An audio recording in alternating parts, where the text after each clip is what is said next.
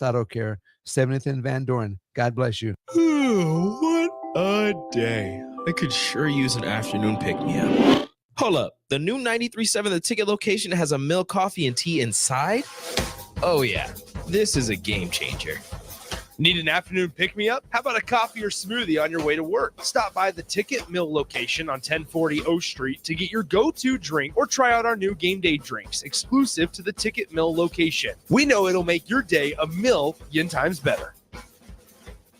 Are you looking to upgrade or improve the garage door on your home? This is Cameron Hall of Doors Plus. At Doors Plus, we guarantee to offer a wide selection of options from 5 leading garage door manufacturers as we deliver a free estimate, exact measurements, and rapid installation with a 3 to 5 week time frame. When you choose Doors Plus for your residential garage door needs, you'll work with our experienced technicians and be ensured that your new door seamlessly complements your home. Give us a call at 402-590-5800 or visit us online at doorsplusllc.com. Doors Plus, garage doors and more. Start your Sundays off right with Jeff and Nicole Essink on Fitness Fanatics. Jeff and Nicole discuss health and wellness, how to achieve fitness goals, and more through the life of gym owners and gym goers. It's Fitness Fanatics from 9 to 11 a.m. on Sundays on 93.7 The Ticket and theticketfm.com. At Anderson Ford, we have commission-free guides who are paid to give you a great experience, not make a sale, so you can choose the best vehicle for you. During the Get Holiday Ready sales event, lease a 2024 Ford F-150 for only $379 per month. Experience better at Anderson Ford. Stock number 1003769, $375 per month. Lease for 36 months with a free credit, 7,500 miles per year, $4,750 to assign, no security deposit required. Tax, title, and license fees extra. Residency restrictions apply. Program subject to change. Must take new delivery from Anderson Auto Group by 12/25. See delivery details. Nebraska is in their first bowl game since 2016, and 93.7 The Ticket is on the scene. Join me, Nick Sainert, Jake Sorensen, and Adam Carricker for coverage from New York City for the Pinstripe Bowl at Yankee Stadium. We'll have videos of festivities on Friday with commentary and videos from pregame, during the game, and postgame on Saturday as Nebraska takes on Boston College at 11 a.m. Central Time. Coverage from the Pinstripe Bowl is sponsored by J-Tech Construction and Solar, High Electric, Lincoln Industries, and A1 Automotive. This is On the Block with Strick and Austin. Nebraska Basketball Hall of Famer and 9-year NBA vet, Eric Strickland. Strickland for 3! You've called down the thunder. Now get ready for the boom! Gaze into the face of fear. Booga booga! Middle school basketball coaching legend and Duke basketball shooting coach in his mind, Austin Orman. I think we're getting scammed by a kindergartner. Coming at you live from the heart of Lincoln, America, on air and online at theticketfm.com. Some quick thinking yesterday with that special talents thing. I feel bad for the guy. Just hope he doesn't get wise. This is On the Block with Strick and Austin, presented by Nevco. That's right. Welcome into On the Block, back from the holiday hiatus. Hope you and yours had a wonderful, blessed, Merry Christmas. I know I sure did. I'm Austin Norman with you at 1040 O Street. On the road, let's bring him in. My partner, E. Strick. What's good, partner? How's your Christmas? What up, man? Happy after Merry Christmas and all that good stuff, man. I know little Beckett was quite excited about his first time and breaking through on a Christmas holiday, and I know that the family, the Orman family, definitely enjoyed, ate well, and just had a really good time. So shout out to you guys. Yeah, it was good here in the Strickland household as well. Family was together, mom, dad. We took some great pictures. I just haven't posted anything as of yet, but they're sure to come probably sometime today or definitely by this weekend. That's awesome. What'd you get? I don't little clothes, some jeans, few things, nothing major. What'd you get at IUS at all? I mean, I don't. I tell my family, just do it for the kids and so forth and so on. Don't do anything for me. There's not really much that I require. I'm a pretty humble dude, and I live a pretty good, just moderate life, Austin, man. I really do. I like to do this. Maybe get me a ticket to go somewhere. That's Well, you're That's not getting what a I'd be parking on. ticket anymore. You're not down here, so no parking tickets for you. Merry Christmas. That's a fact. That's a fact. Yeah, I look to be back soon, man. And but there's a lot of things, man. So the Huskers traveled well. We know that the football Huskers are up in New York, so there's a lot of traveling going on right now. I just happen to not be where they're at. Shout out to Kent Pavelka too, man. You look like you had a great time down there in Hawaii, man. Kent Pavelka is a good friend of the family here as well. Hey, Kent is the man. Was honored at the pregame ceremony before Indiana coming back home for, I think it was 1,200 broadcasts over 50 years for Nebraska athletics. And I think that was just a basketball only recognition. KP deserves something like that, Strick. You're right. It's been a while since he's seen consistent winning basketball. They're getting back into it. And that's a great place for us to jump off. Nebraska men's basketball wins the Diamond Head Classic out there in Hawaii. 3 games for the Huskers, all decided by double digits. But Strick, I think it was still a good test for the Huskers, right? I think the final scores were maybe a little deceiving for the amount of effort Nebraska had to put in to win these games. First game, little rough, little stop and start against Murray State, especially offensively, but the defense showed up. Semifinals against Hawaii, that's a true road game for the Huskers, playing in someone else's home gym. Hawaii punches, Nebraska punches back, Huskers pull away late. And then a back-and-forth battle with Oregon State, a team that really improved from last year when Nebraska blasted them up at the Sanford Pentagon. Oregon State got better. Nebraska was certainly a different look team this year than last year. It went back and forth, probably not a 12-point game as Nebraska adds some free throws and cheap field goals late. But either way, Nebraska ends the weekend in the top 45 in the net rankings. I think the defense really showed up, and it's the first, in-season tournament championship for the Huskers since 2000. I just think it's a really solid weekend for Husker basketball out in the island, Stricky. Well, I have to agree with you, man. I think there's some things that you want to be impressed with. Like you said, the games were back and forth. Huskers, definitely against Oregon State, had some great points in the paint, good contributions from everybody, shoots again over 50% from the field goal and then over 40% from three, yet alone holding the defense, who got off to a good early start, shooting very well early on, not from 2, but definitely from 3, kind of kept them in the game a little bit.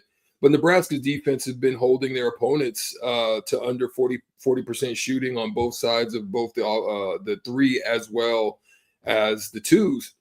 And that's what's been helping them definitely late in games to make these late surges, to make these runs in order to finish these games off. And I think they're going to need to do that, man. I mean, it's good to go out on the road. We had some questions as to whether or not this team would be focused, what the sun and the fun would do to them and their mental states, but it looked like they went out there to handle business, like you said, back and forth, played against the host team, and then was able to take care of business late.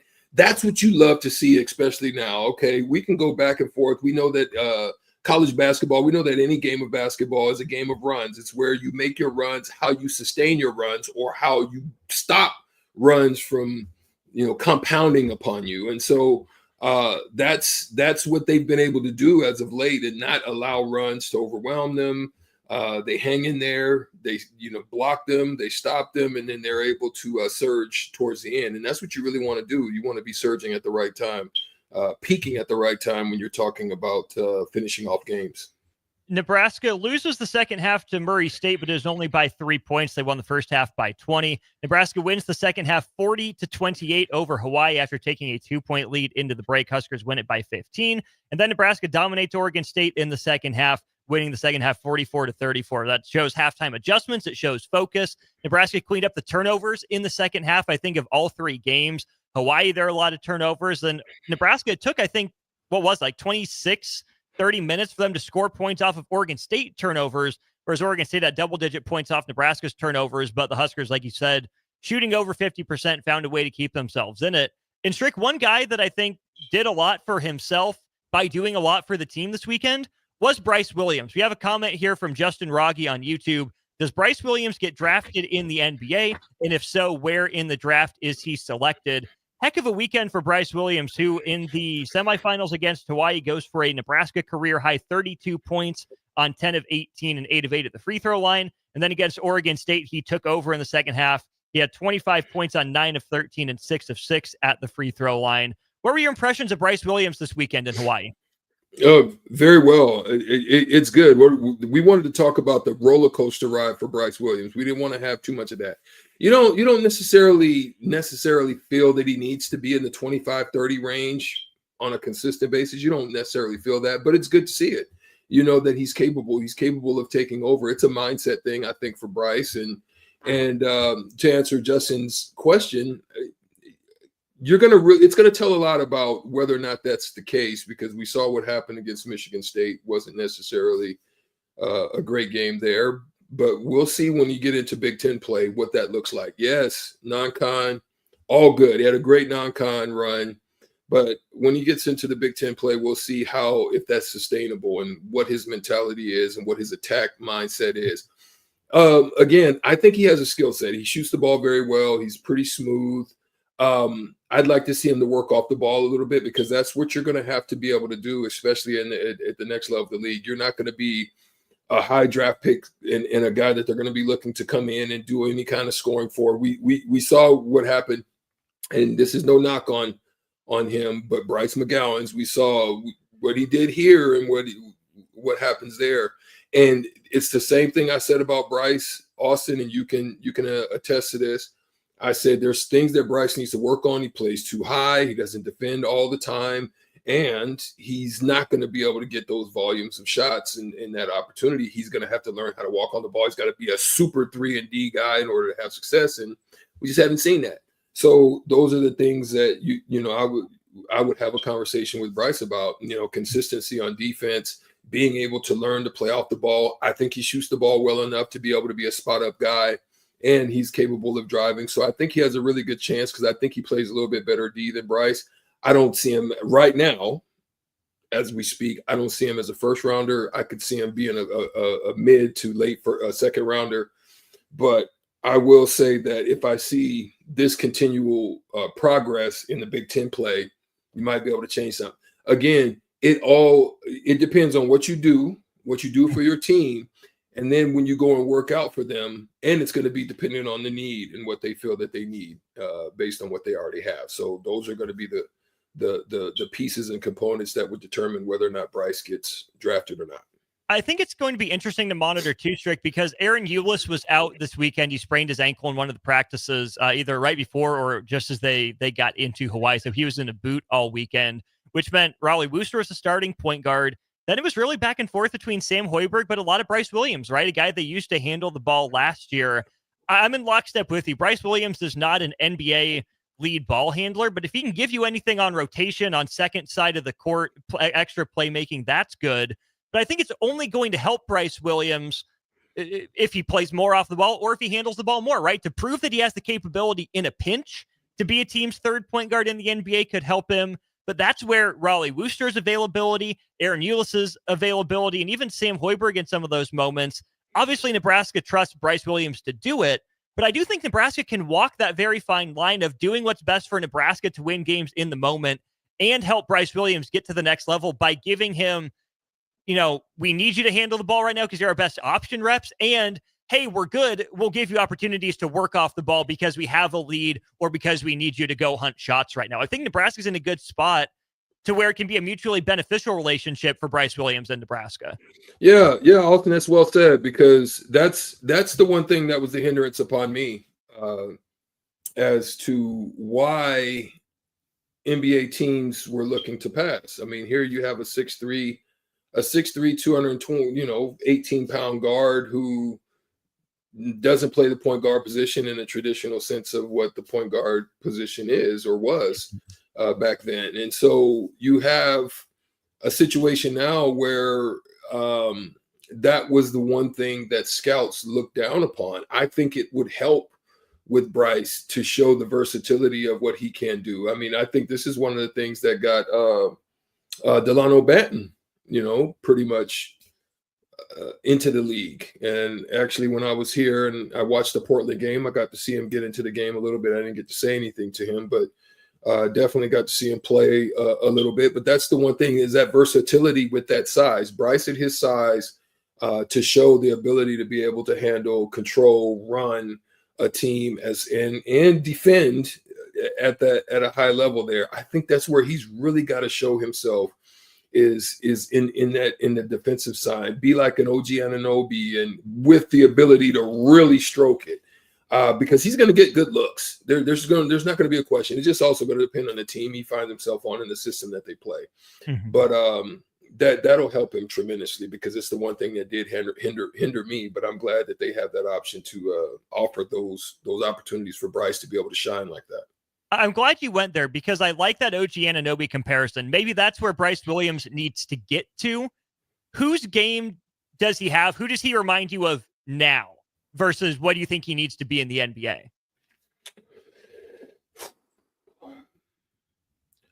He reminds me of a lower level.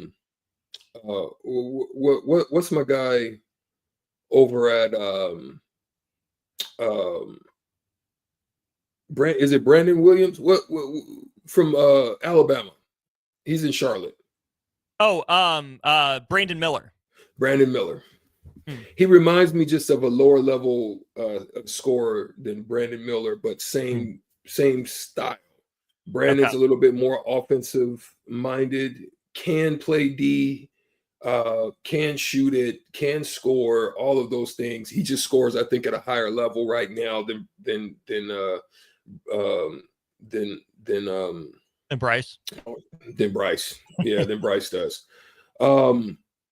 I really do believe that if his mentality continues to shine through, like that dog part of him comes out, I think he can be on that level. I just still think he plays a little bit too cool, too coy, a little bit, but I think he's starting to show a little bit more emotion than he even showed when he was last year. We used to see opportunities where he had a chance to get the team riled up, get a player riled up, get somebody involved, get hyped. Somebody goes over to give him a chest bump, and he just kind of looked at him like with the gas face. And so I've seen him get a little bit more emotional this year in different situations and ones and in comebacks and different things like that. So it's good to see that come out of him, and you hope that will continue. It's setting the tone. It's setting the tone. He has to do as one of the leaders on the team. We'll get out of here with this, Strick.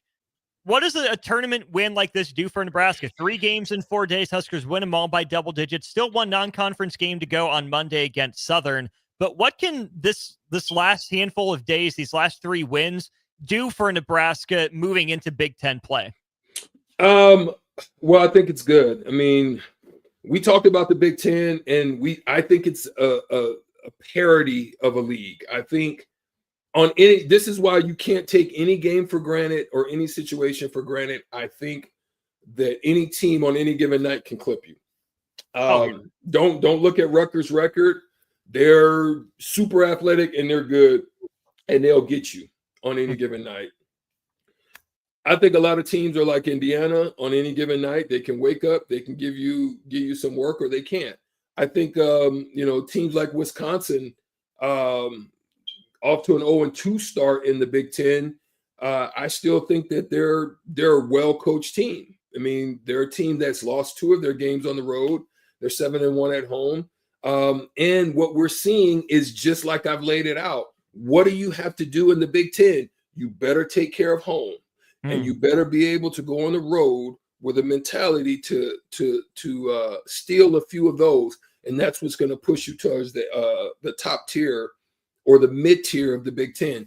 I don't think the Big Ten mid-tier is going to be good enough to put a whole bunch into the tournament as they've done in the past. Because I think it's just going to be such a parity league. You want to definitely be towards that top 6 in the Big Ten in order to, I think, feel pretty confident. Love where their rankings are right now for the Huskers. And you go out there, you win a game, you show that you can go out there and handle business. You do it on neutral site. Those are always good. Yes, you're not playing probably to the competition levels of some of these other tournaments, but that's okay. Wins are wins. Road is road.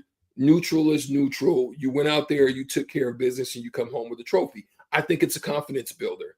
But let's be honest about this, though. You're going to come home and you're going to get Southern. That's good. You're going to come home, you get a breather, you get Southern, You better take care of home. Don't let a team like Southern out of the SWAC come in and get you. And then here we go. UCLA comes a calling. UCLA comes a calling. Will Kyle averaging about 14 points. He's dunking on everybody. He's super athletic. That team is super athletic. They're a good team as well. They played some good. They're I think 10-2 right now. Lost by 2 to North Carolina. Tough loss.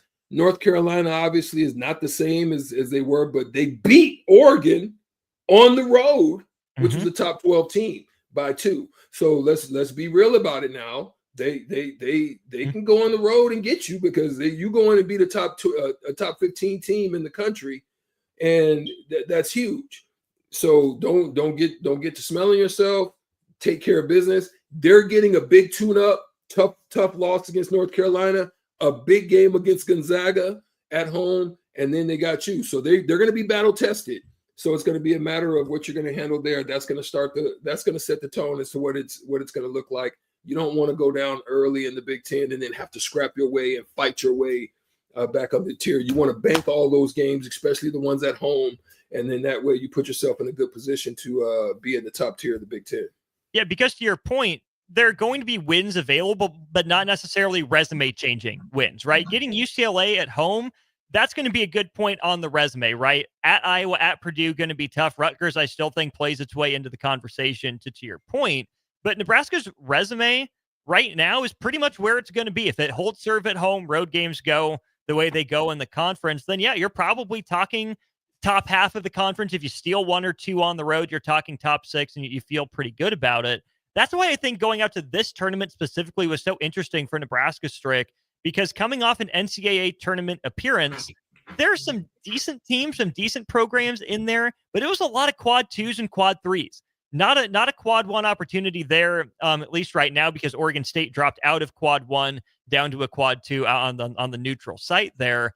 Makes me wonder if maybe Nebraska thought there were going to be some other bigger name programs in this that maybe backed out at some point. I don't know. But I think this is, again, the thing that I'm impressed about by this program is that I feel pretty confident that they're not going to trick it off against worse teams, right? They had every opportunity to go out there and not let the defense travel and let Murray State hang around and win on something stupid. Hawaii, in a true road game, a team that Nebraska is more talented than, every opportunity. Previous teams lose that game, right? They're not shooting well. They turn the ball over a little bit too much. Hawaii finds a way to win that when you're disappointed. Even Oregon State, better than last year, still not a great team. I don't think they've beat anyone inside the top 150 or even the top 200 of the net rankings right now.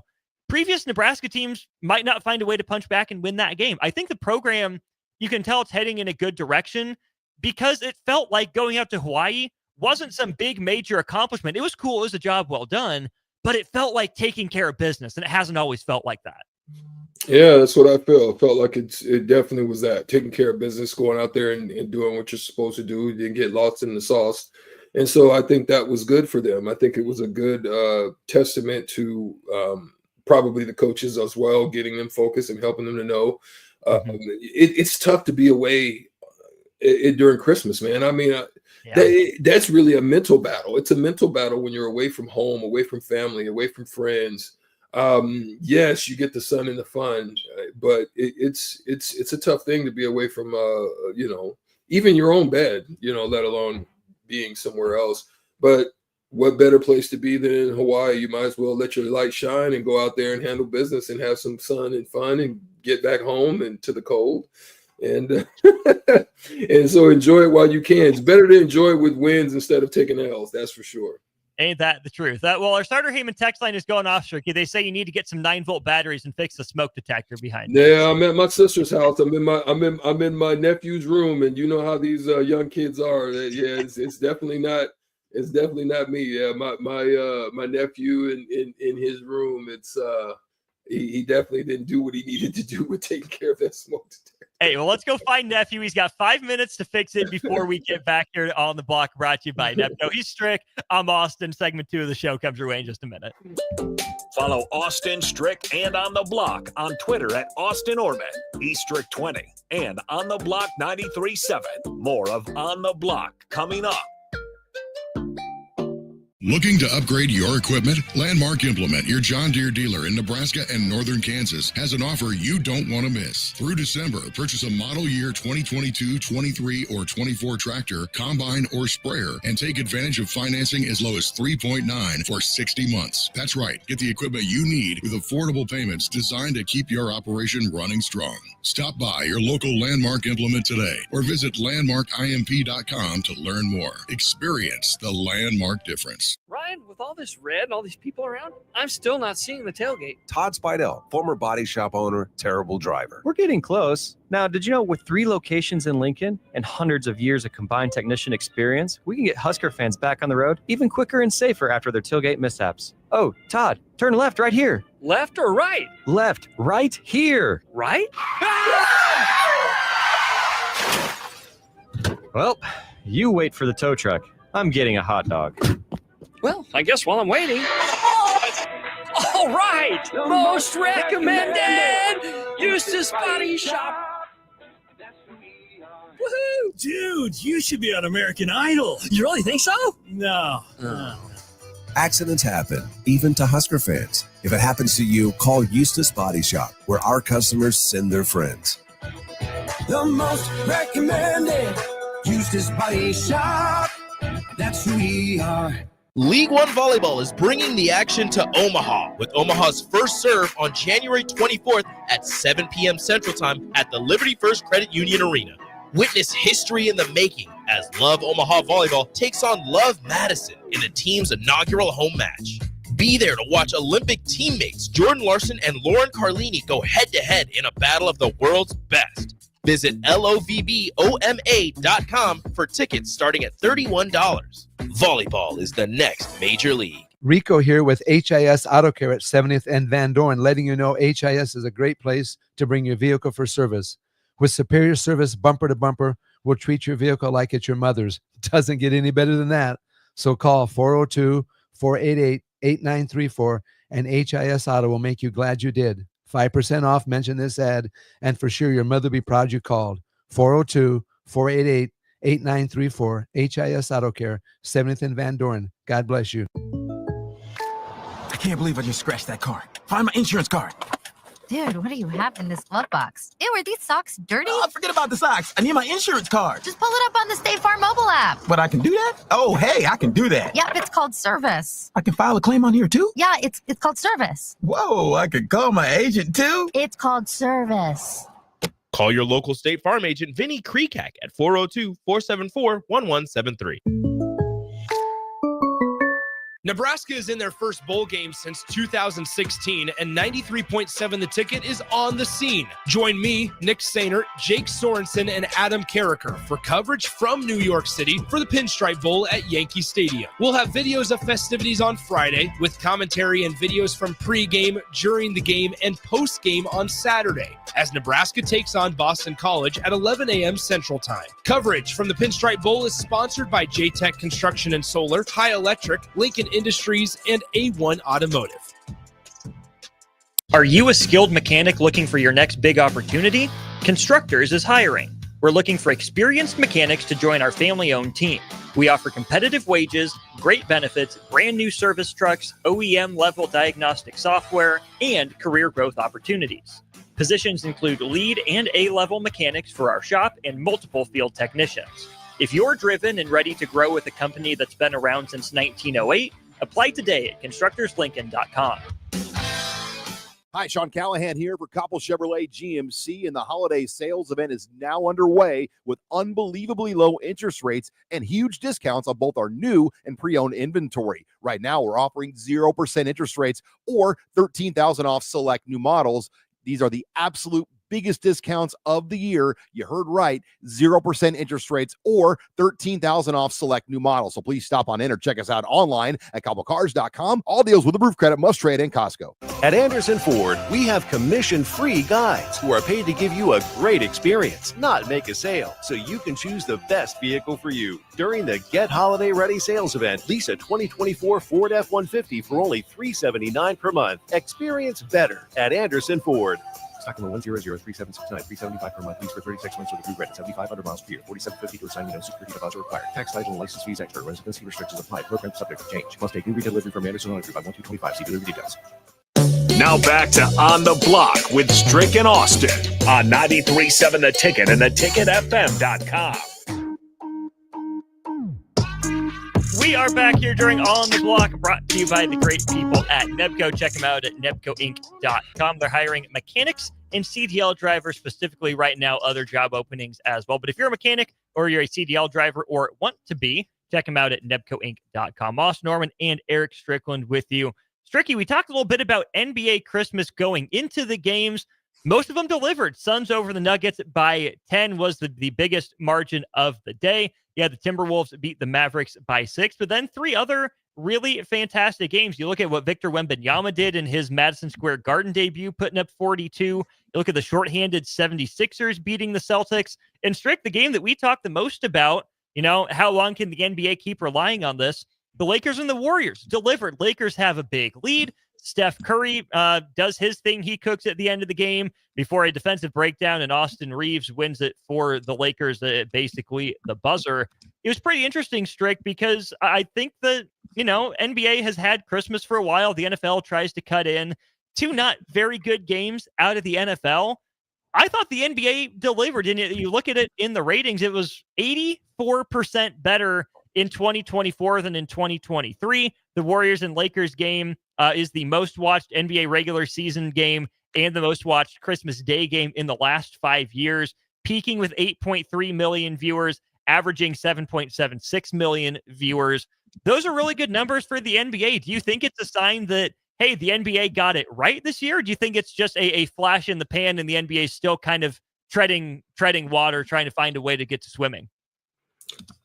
That's a good question. I told you kind of how I thought it would be, right? I thought they had an opportunity here to really take advantage of families being together, because I think this was a time, obviously coming out of COVID, coming out of all of the rigmarole. I think it shined a light on families getting back together when where the systems were trying to create so much division amongst family members or throughout this last election cycle. So I think families got together and they were hanging out. I just seen so many videos, Austin. I've seen so many videos of families hanging out, cooking, playing games, eating, doing fun things together, going places. Some are traveling, and some are at home, and some are going and looking at lights and doing TikToks. And I just seen so many versions of that. And I think with families being together, I think those were opportunities, especially with an NFL fail. And what I mean by an NFL fail, it was a Netflix NFL failure that I think opened the door and made a way for the NBA to get in. I think the games were pretty good. I still think they need to work on some of these shifts. I think highlighting Minnesota with Ant Edwards and so forth and so on, I think they're still kind of leery on John Morant and Memphis, but you've got to get back off of that horse. Similar to what happened with many players throughout the league, to include Kobe and all of them.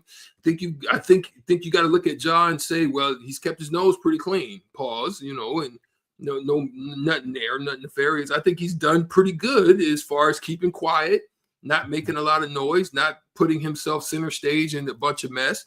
I think it's time to maybe show some grace and with him and start moving him back into the light. You got to make up for the failure of what you thought would be Zion Williamson. So now you have to figure out what the next wave of that crew is going to be. I think this is an opportunity for you to make it not only player but rivalry again. Bring back that mix of what you had, because you got to look at it, right? Back in the day, you looked at one of the hardest teams in the league was the Detroit Pistons. Outside of Isaiah Thomas, they didn't just promote Isaiah Thomas, they promoted the bad boys. You see what I'm saying? It was the bad boys, not the bad Isaiah. You see what I'm saying? Isaiah was the leader of that group, but it was the bad boys, right? Same thing with MJ. MJ was promoted, but it was still the Bulls. It was Pippen. It was Rodman. Even before that, it was, yes, you knew he was the guy, but it was still the Chicago Bulls led by Michael Jordan, right? And these matchups between them, you looked at the Knicks. It wasn't just Pat Ewing. It was Starks. It was, at times Derek Harper, Mark Jackson, Anthony Mason. It was Oakley. It was, you knew who those guys were and their impacts on that team and what made that team great, right?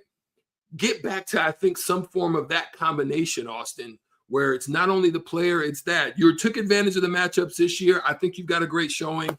And, but I think this is probably the last go you can have in this way. And, but shout out to them for getting it done. Take advantage of it. Stay out of politics. I think that's a key for them. Steve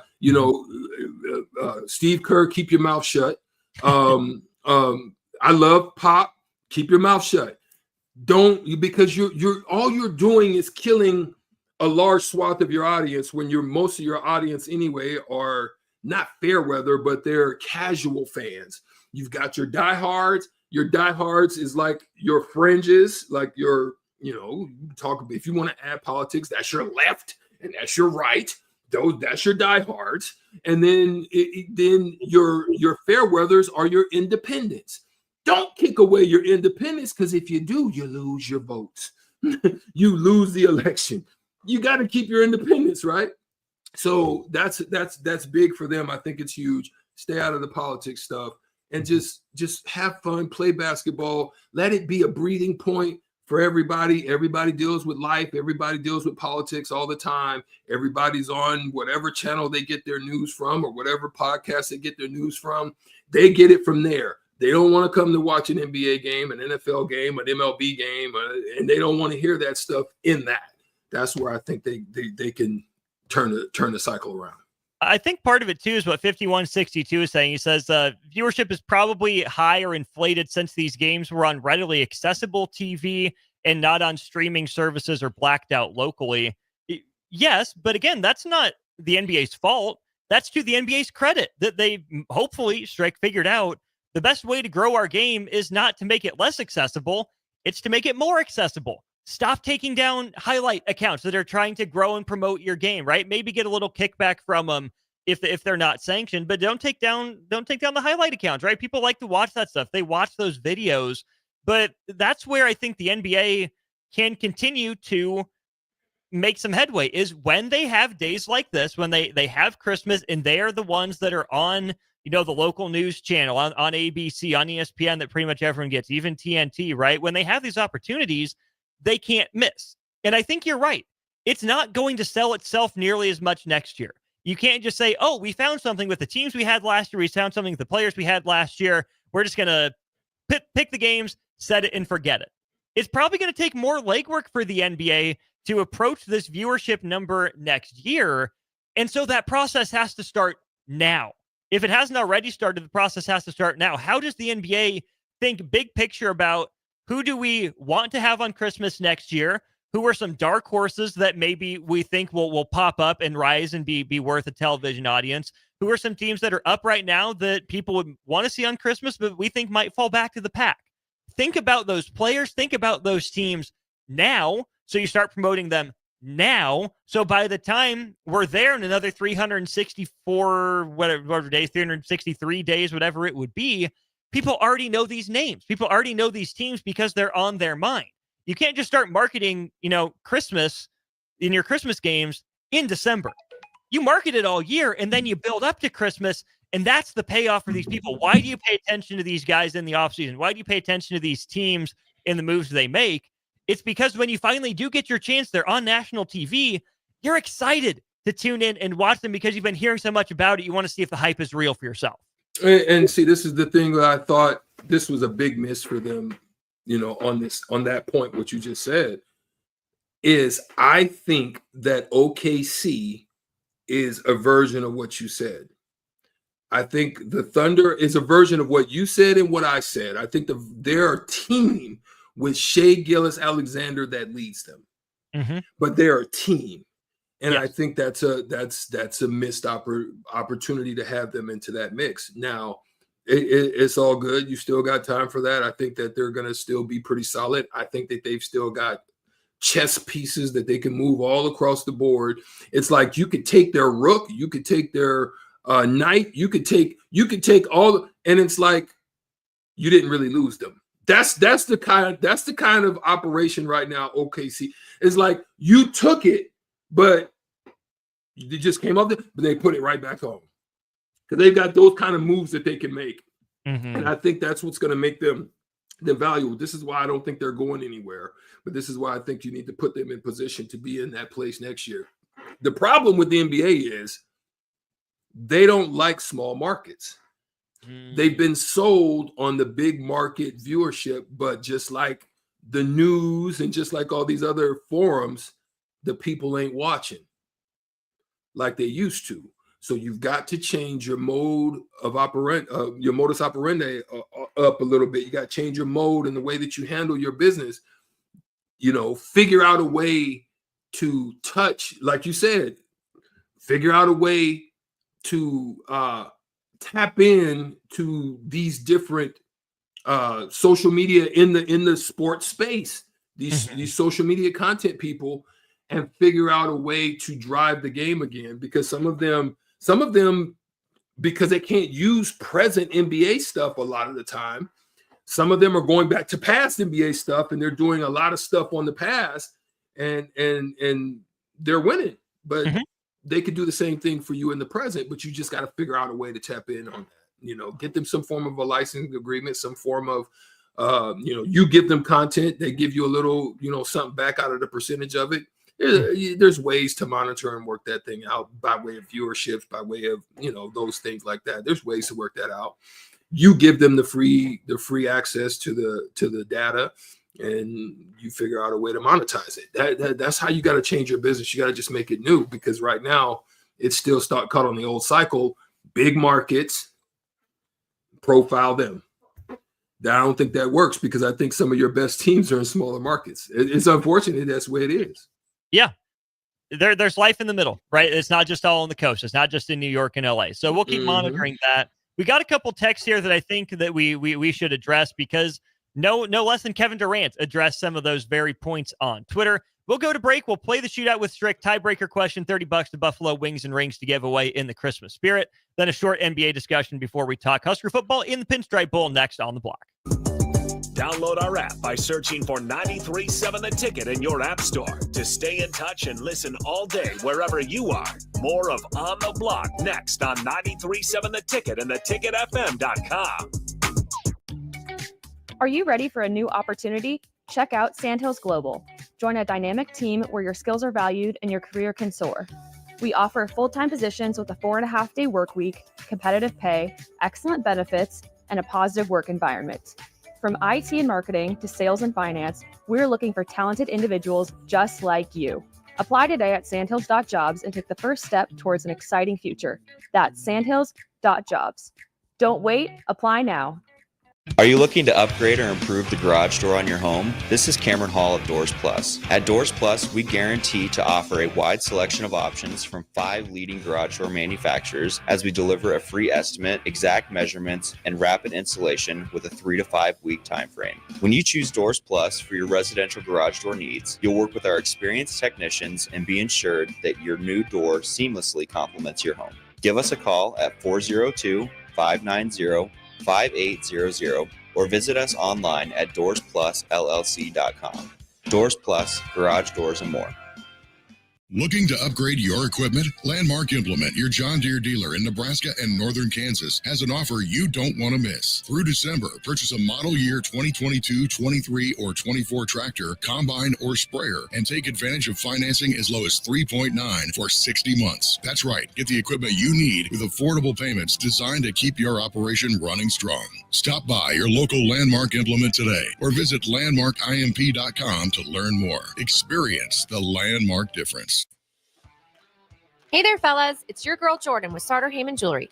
Let's talk about trading up. Not what you're thinking. You could never trade her in, but you can trade up her stone if you like. Signify the growth of your love, the challenges you have overcome, or any part of your love journey by trading up her diamond. Whether it's been 5 years, 25 years, or 50, say it with a bling.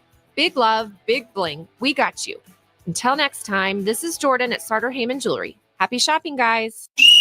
Husker Nation, Nebraska is heading to the Pinstripe Bowl, and J-Tech Construction and Solar is here to help you score big on your home this season. Buy any 2 trades, windows, siding, roofing, solar, gutters, or doors, and save up to 20% off. Plus, enjoy no payments until 2026 and receive a $25 Valentino's gift card. Don't wait for the final whistle. Score big with J-Tech. From a new roof to energy-saving windows and solar panels, they've got your home covered like a true champ. Call 402-261-3682 to schedule your free estimate today. J-Tech Construction and Solar, proud sponsors of Husker football. As a proud member of the Roofing and Solar Reform Alliance, Coalition Restoration stands out by providing thorough property assessments, personalized customer service, and top-notch craftsmanship. With years of experience in the industry, Coalition Restoration has built a notable reputation for having a team filled with skilled professionals and possessing the expertise to handle any roofing project, big or small. Visit their website today for a free roof assessment at www.coalitionrestoration.com or give them a call at 402-607-8186. League One Volleyball is bringing the action to Omaha with Omaha's first serve on January 24th at 7 p.m. Central Time at the Liberty First Credit Union Arena. Witness history in the making as Love Omaha Volleyball takes on Love Madison in the team's inaugural home match. Be there to watch Olympic teammates Jordan Larson and Lauren Carlini go head-to-head in a battle of the world's best. Visit lovboma.com for tickets starting at $31. Volleyball is the next major league. Nebraska is in their first bowl game since 2016, and 93.7 The Ticket is on the scene. Join me, Nick Sainert, Jake Sorensen, and Adam Carricker for coverage from New York City for the Pinstripe Bowl at Yankee Stadium. We'll have videos of festivities on Friday with commentary and videos from pregame, during the game, and postgame on Saturday as Nebraska takes on Boston College at 11 a.m. Central Time. Coverage from the Pinstripe Bowl is sponsored by J-Tech Construction and Solar, High Electric, Lincoln Industries, and A1 Automotive.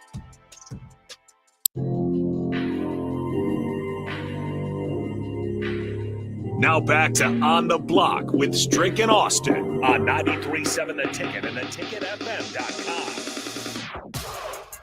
We are back, wrapping up hour 1 of On the Block. Austin Norman and Eric Strickland with you on 93.7 The Ticket and theticketfm.com. We got $30 to Buffalo Wings and Rings to give out, so get your texting fingers ready. We'll give this away to texter number 4 with the right answer: over, under, or push. All right, Stricky, we talked about Victor Wembanyama's big game. He had 40-plus points and 15-plus rebounds in a game. How many other players, not including Victor Wembanyama, so how many other players have put up at least 40 points and 15 rebounds in the same Christmas Day game in NBA history? Stricky says 4. 1, 2, 3, 4. We need over, under, or push on the text line. We'll get the winner and the answer once we have that answer. Again, how many players have recorded 40 points and 15 rebounds in the same game on Christmas Day outside of Victor Wembanyama, who did it on his Christmas Day debut? Stricky, while we wait for the answers there, we got a couple texts here on our Sartor Heyman Jewelers text line. Old Dad 34 says the NBA is going south with how the game is being played now, in my opinion. Huskers P says the NBA is a joke, just jacking up threes, no defense, and then everything Strick was talking about. Kevin Durant addressed a lot of that on Twitter. He was busy. He was active before and after the Suns game against the Nuggets. Let's just address the defense thing, right? 3 tweets from Kevin Durant that I think were pretty interesting, all in sequence. First one was, I'm not advocating for players to shoot 10 threes a game, but if it's there, take it. Some nights you might see a few go in and now you hot and end up taking 12 threes. Just being open to utilizing the three-point shot opens up everything else, in my opinion. Second tweet, it's easier to play defense when you aren't worried about somebody outside the paint.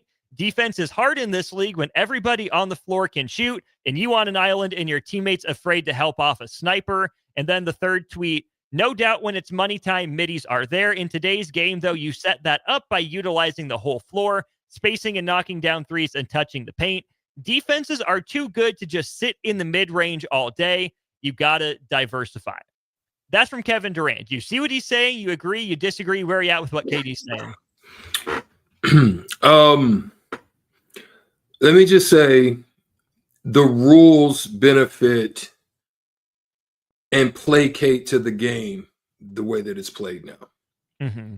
I'm saying they let these cats get away with travels, carries, all the things that we couldn't do. So you talk about they're more skilled, and yeah, I think they're more athletic. I think they're beneficiaries of better technology than when we came through. Training, all of that stuff is more readily available for them. But I will say that we didn't get away with half of the stuff that they do. Mm-hmm. Like I said, you see 4 shuffles, 6 steps, no hands, no forearms. There's a lot of it's just a wide open system. It's really we used to run sets, so you felt like everybody was in some form or fashion involved in the game. It's pretty much a 5-out 1-in system, and you see that in every system to some run up. Not actually a play, but a call up, screen roll, a couple of sets every now and then, a couple of secondary sets, but it pretty much looks the same for everybody. And so what makes things unique? I think system play, meaning there's probably a difference in play. The game controller, you some people are better playing with the Xbox and some people are better playing with the PlayStation. So I think those unique differences makes the gameplay better for whoever's playing it. Maybe they like this system better, that system, but you want to have some difference of system. Mm-hmm. If you're seeing the same thing, it doesn't make you feel like, oh, I gotta watch that, or I gotta look at that. Oh man, what time is that coming on? It doesn't make you what is it? There's some things out there where it's pretty much gotten to the point where it's the absolute same. 402-464-5685. I'm trying to think, is it movies? It's like some movies are all like in some form they're the same. This is why they're trying to come up with a whole bunch of remakes. There's no creativity no more. And I think that's part of what you're seeing. I mean, you don't have like that Stockton Malone connection like you used to have. That's distinct. You know what I'm saying? Like you play Utah, you know what you're gonna get. A bunch of grabbing, pick and roll up the yin yang, pause, and you're gonna get hard nosed, good, solid type of play. You play against Golden State, it's going to be probably a lot of running up and down. Mm-hmm. You play against the Knicks, it's going to be real physical. You're going to have to do a lot of digging, a lot of retreat. You're going to have to get there, get down, get in the. You play against the Lakers, you got a double dose. You're going to have to. You know what I'm saying? It's like there's a uniqueness in the styles that you play. It's like now it's a bunch of everything. The only really unique one, being honest, and tell me if I'm wrong. There's a few of them, but I'm going to say the real unique team in the NBA right now is Denver. And that's because you got Jokic.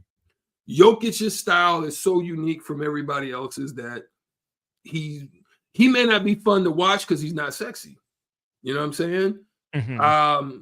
And this is probably why a lot of teams didn't like Utah because they're like, it wasn't sexy, but it was good basketball and they won. And that's kind of how Denver is. It's not sexy, but you can't fight the feeling that man can get busy on a given night. So you look at a lot of other teams, it's just a bunch of the same stuff.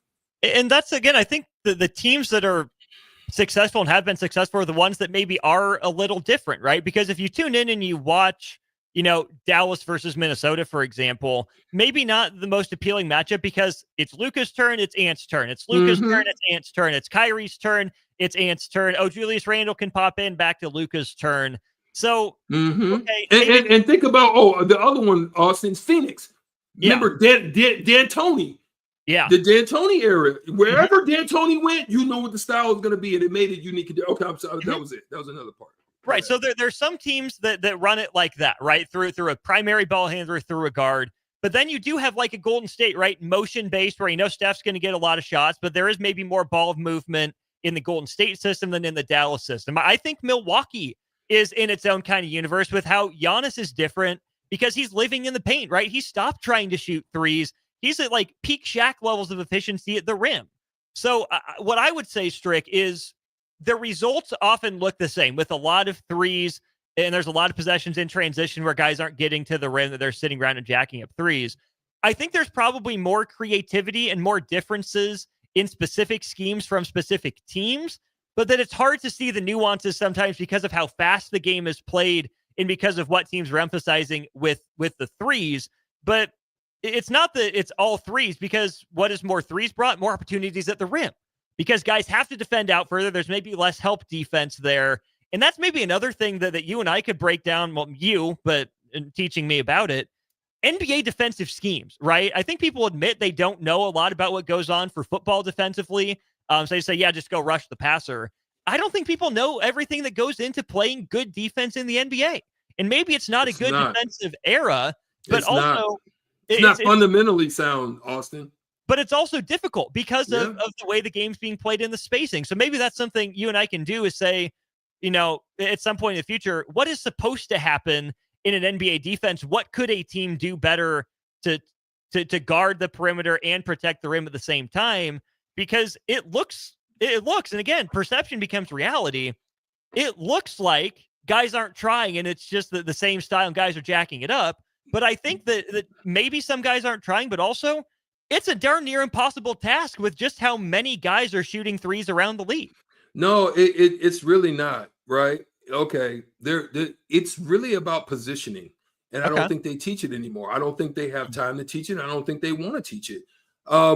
But the ones that do, they have success. They're high levels of defensive efficiency. OKC, Houston, they figured it out. It's really about positioning.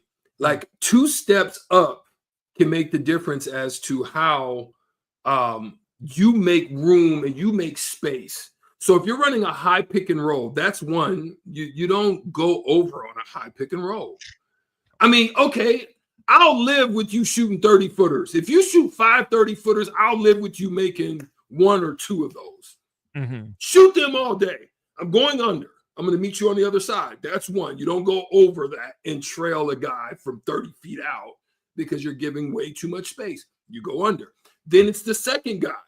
2 steps up, you give drive lane, which means you have to come down further to get in front to help, or you reach, which then gets me into the paint to the next level guy who has to help. And then there's a kick out and there's no one there.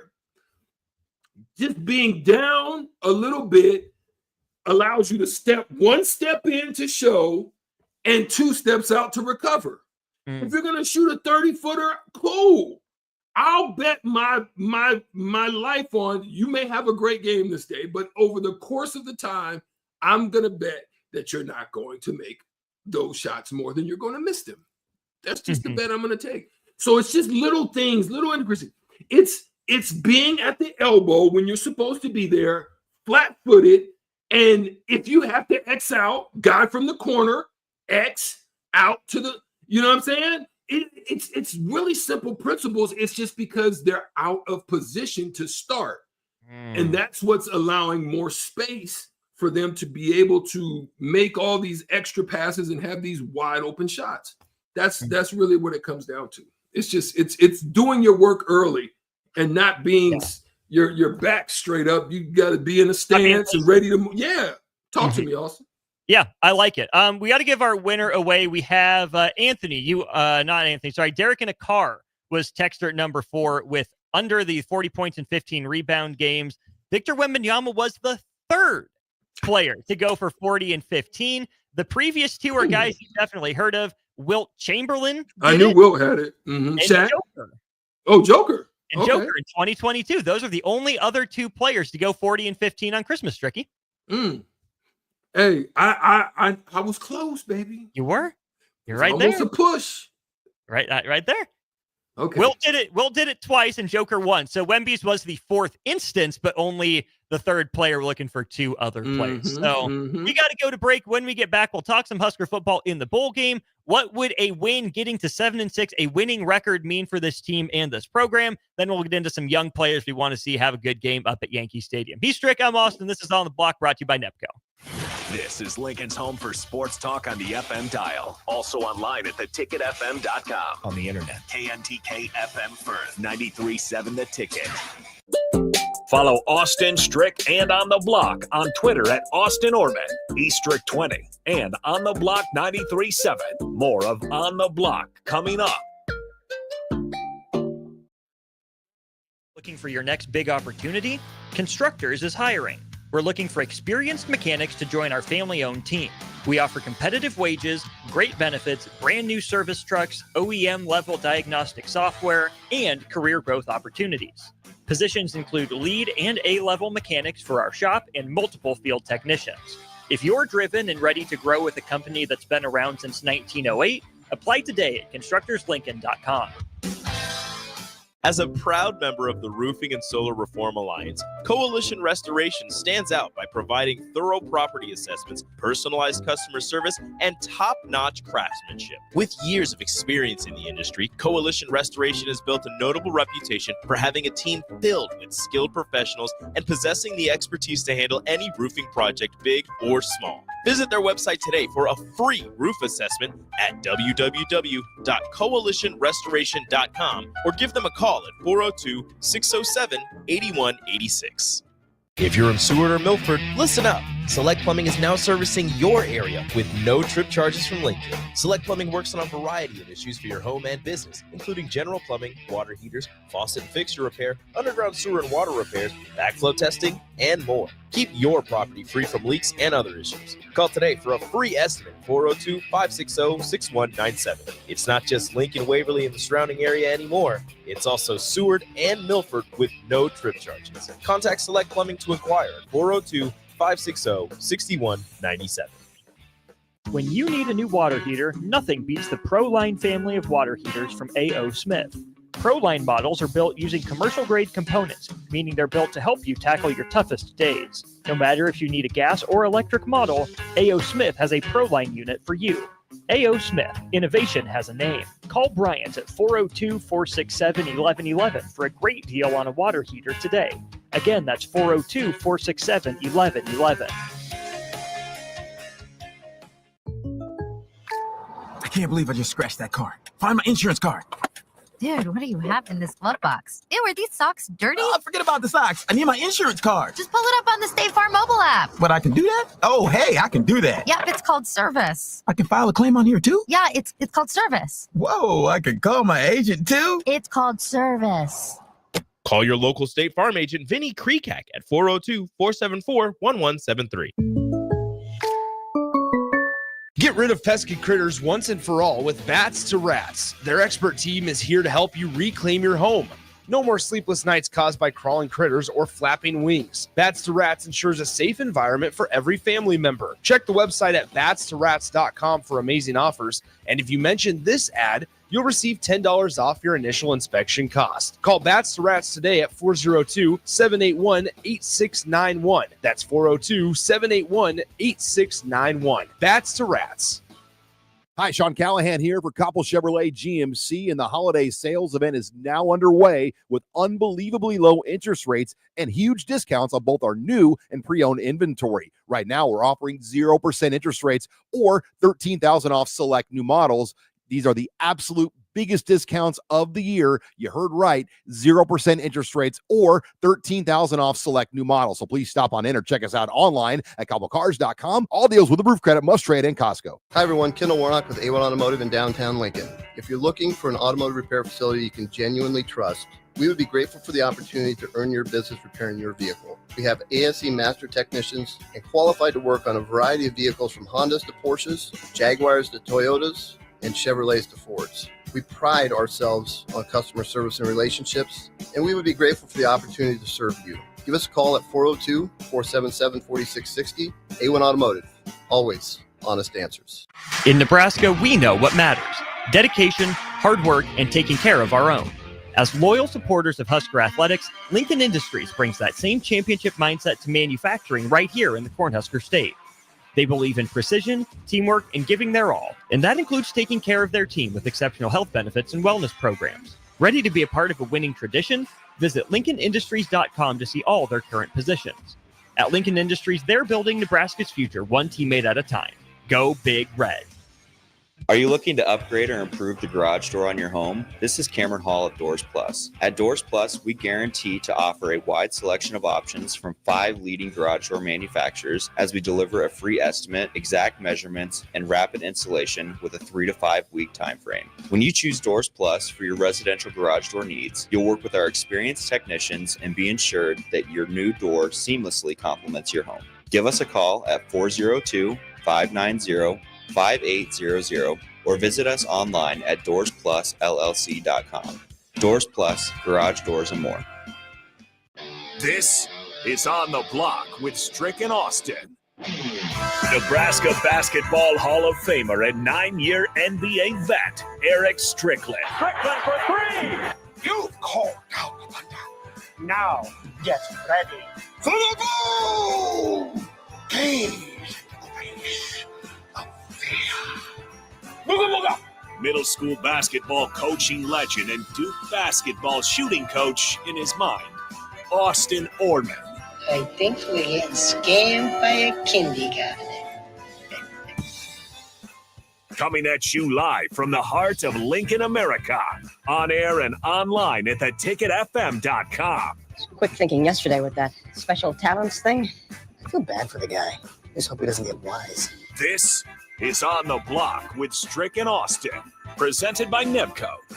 That it is. Welcome into hour 2 of a Friday show post-Christmas. Hope you all had a great one. Less than 24 hours from now, the Nebraska football season will be over for 2024. Huskers in the Pinstripe Bowl against the Boston College Eagles tomorrow, 11 o'clock Central Time. Kickoff.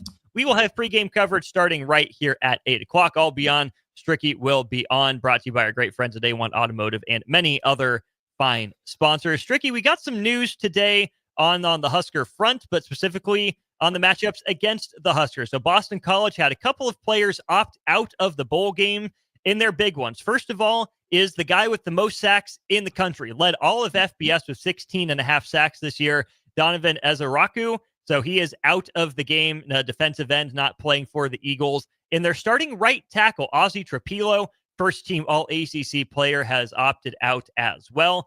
That has moved the line a whole 1.5 for the Huskers. Huskers were 2.5-point favorites entering the day, now 4-point favorites after those two pretty key opt-outs for Boston College. I see it two ways, Strick. On the one hand, I like that it makes Nebraska's chances to win the game better when you're down 2 all-conference level players and 2 NFL draft players. I think it obviously improves Nebraska's chances to win the game.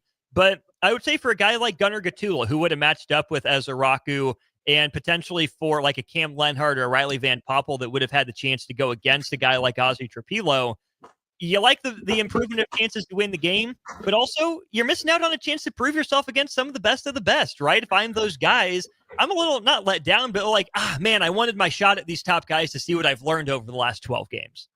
Yeah, you always are looking for that opportunity to be able to let me say it like this. It's kind of like if you're a boxer, right? You know you're not really on the radar. Somebody gets injured, and you're like, I'll take that fight. Now, it's kind of like a lose-lose for the champion or the third-ranked contender or whatever, because this guy was 5th or this guy was 2nd or whatever the case may be. It's a risky business for you, similar to what happened to Mike Tyson with Buster Douglas, right? Yeah. Those situations are always risky. But for Buster Douglas, look what it did for him. It raised him up a whole other level. You want to face somebody that's definitely better than you. I can obviously say that playing in NIT the year that we played and to win and going out and beating Tarkanian in their building with a really good team that they had at Fresno State and then playing against a Tulane team where everybody thought they should have been in the NCAA tournament at that time that they just missed, and then we beat them, a tough St. Joseph's team as well. But it helps to raise the bar. You do well, you play well on that level, because guess what? There's a lot of NBA people, a lot of NBA scouts, a lot of people that were in the New York area at the time, and so it gives you a chance to shine. This is an opportunity for them. And, you know, some of them may not get invited to senior bowls. Some of them may not get invited to invited. I'm sorry, not invited. That's not a word. That's a dictionary word. It is now. But some of them may not get invited. And that's the way it was. I didn't get invited to the what is it called? The pre-draft camp. I didn't get invited to the combine. So, you know, you have to look at what opportunities there are. And those opportunities for me was summer league and different things like that, where you get to play against some of those first round draft picks, and you got to show and prove. And I think that's where they know he's probably going to be a high level contender. We'll give him a chance to shine. Nebraska 6-6, Boston College at 7-5. Strick, when you look at the discussion around this game from Matt Rule, obviously it's a celebration of this team finding a way to get to bowl eligibility, but this is not a team that Matt Rule wants to stop and smell the roses, right? Enjoy the experience that they earned in New York City, walkthroughs in Central Park, visiting museums, watching the Christmas Day game between the Knicks and the Spurs at Madison Square Garden. But it's a team that still is a 500 team. It's not a championship caliber team right now. Matt Rule said it's a business trip. Nebraska is out there to enjoy the moment, but also to win the game. If you look at Nebraska heading into next year, just how different is the mindset of the fan base if Nebraska loses the game and falls to 6-7 versus winning the game to improve to 7-6? Well, I think that it's always better for your mental to go out on a win than it is a loss. It makes the summer, it makes the spring, it makes these different trainings and practice. It feels different. You know what I mean? Like it's a mental thing to where you come out with a win here, you're kind of energized. You're looking forward to summer. You're looking forward to spring. It can be the same thing on a loss, but it doesn't feel the same. It doesn't feel, there's still kind of a hint of doubt. There's still a hint of what if and maybe, and, you know, all these different things kind of cloud, because guess what? This is really the potential of your last time that you're going to play with these guys. Some of them are going to be going on. Some of them may not return. Some of them. So this is the last time possibly you might play with this group of guys. So you might as well go out on a winning note, as opposed to, you know, you don't know what the next group's going to be. You don't know who's going to be in the running back room, the tight end room. You really don't. In today's game, you just don't know. And so it's better to go off on a winning note with a group of guys that you know is already in the room with you, because you can't speculate on what's going to be in the room when you return, and therefore, you know, it may not be the same. Bach and I had this conversation a little bit, but I think you and I can get into it as well. Obviously, those two opt-outs for Boston College focusing on the NFL draft. Nebraska has had one opt-out, and that's Isaiah Nair. He's focusing on the 2025 NFL draft. Strick, we know that opting out of bowl games is the thing to do now for NFL prospects, right? That they don't want to get hurt. But that's where I don't want to necessarily hold that against those guys, right? They've put enough on film to say, yep, I'm good. I feel confident about getting drafted into the NFL. I don't want to hold that. Right, which is why I'm a little skeptical about that decision. Yeah. But okay, whatever. Best of luck to him. Hope the prep goes well. Stay healthy. Go get your money, young man. I don't want to hold NFL draft prep against those guys, but Strick, this is where more than anything, I want to credit guys like Ty Robinson, like Nash Hutmaker, like Isaac Gifford, that do still have a lot to play for, but that are sticking around to finish the job. You want to go get ready. But more than anything, I think that the bowl games like this are a celebration for those players who've said this was their goal to get to a bowl game, and now who are sticking around and seeing the job all the way through. That's the difference between a transfer. This is why fans, we talk about, it's tough to get behind guys or a group, because they may not be playing. I get it. Like, I understand the injury. I get it. And I've seen guys get injured and it changes the whole landscape. I get it, so I'm not, like you said, I'm not knocking that. But I do want to give, like you said, credit to those who decide to stick it out, because they've seen nothing of the sort in years. What are we going on? 6 years now, almost 5, at least going on 6. Last bowl game was 2016. So yeah, 8 years. 8 years. So you look at it from that standpoint, man, it's been a lack of success in every way. You came back for a reason. You stayed for a reason. You've been in the program for a reason.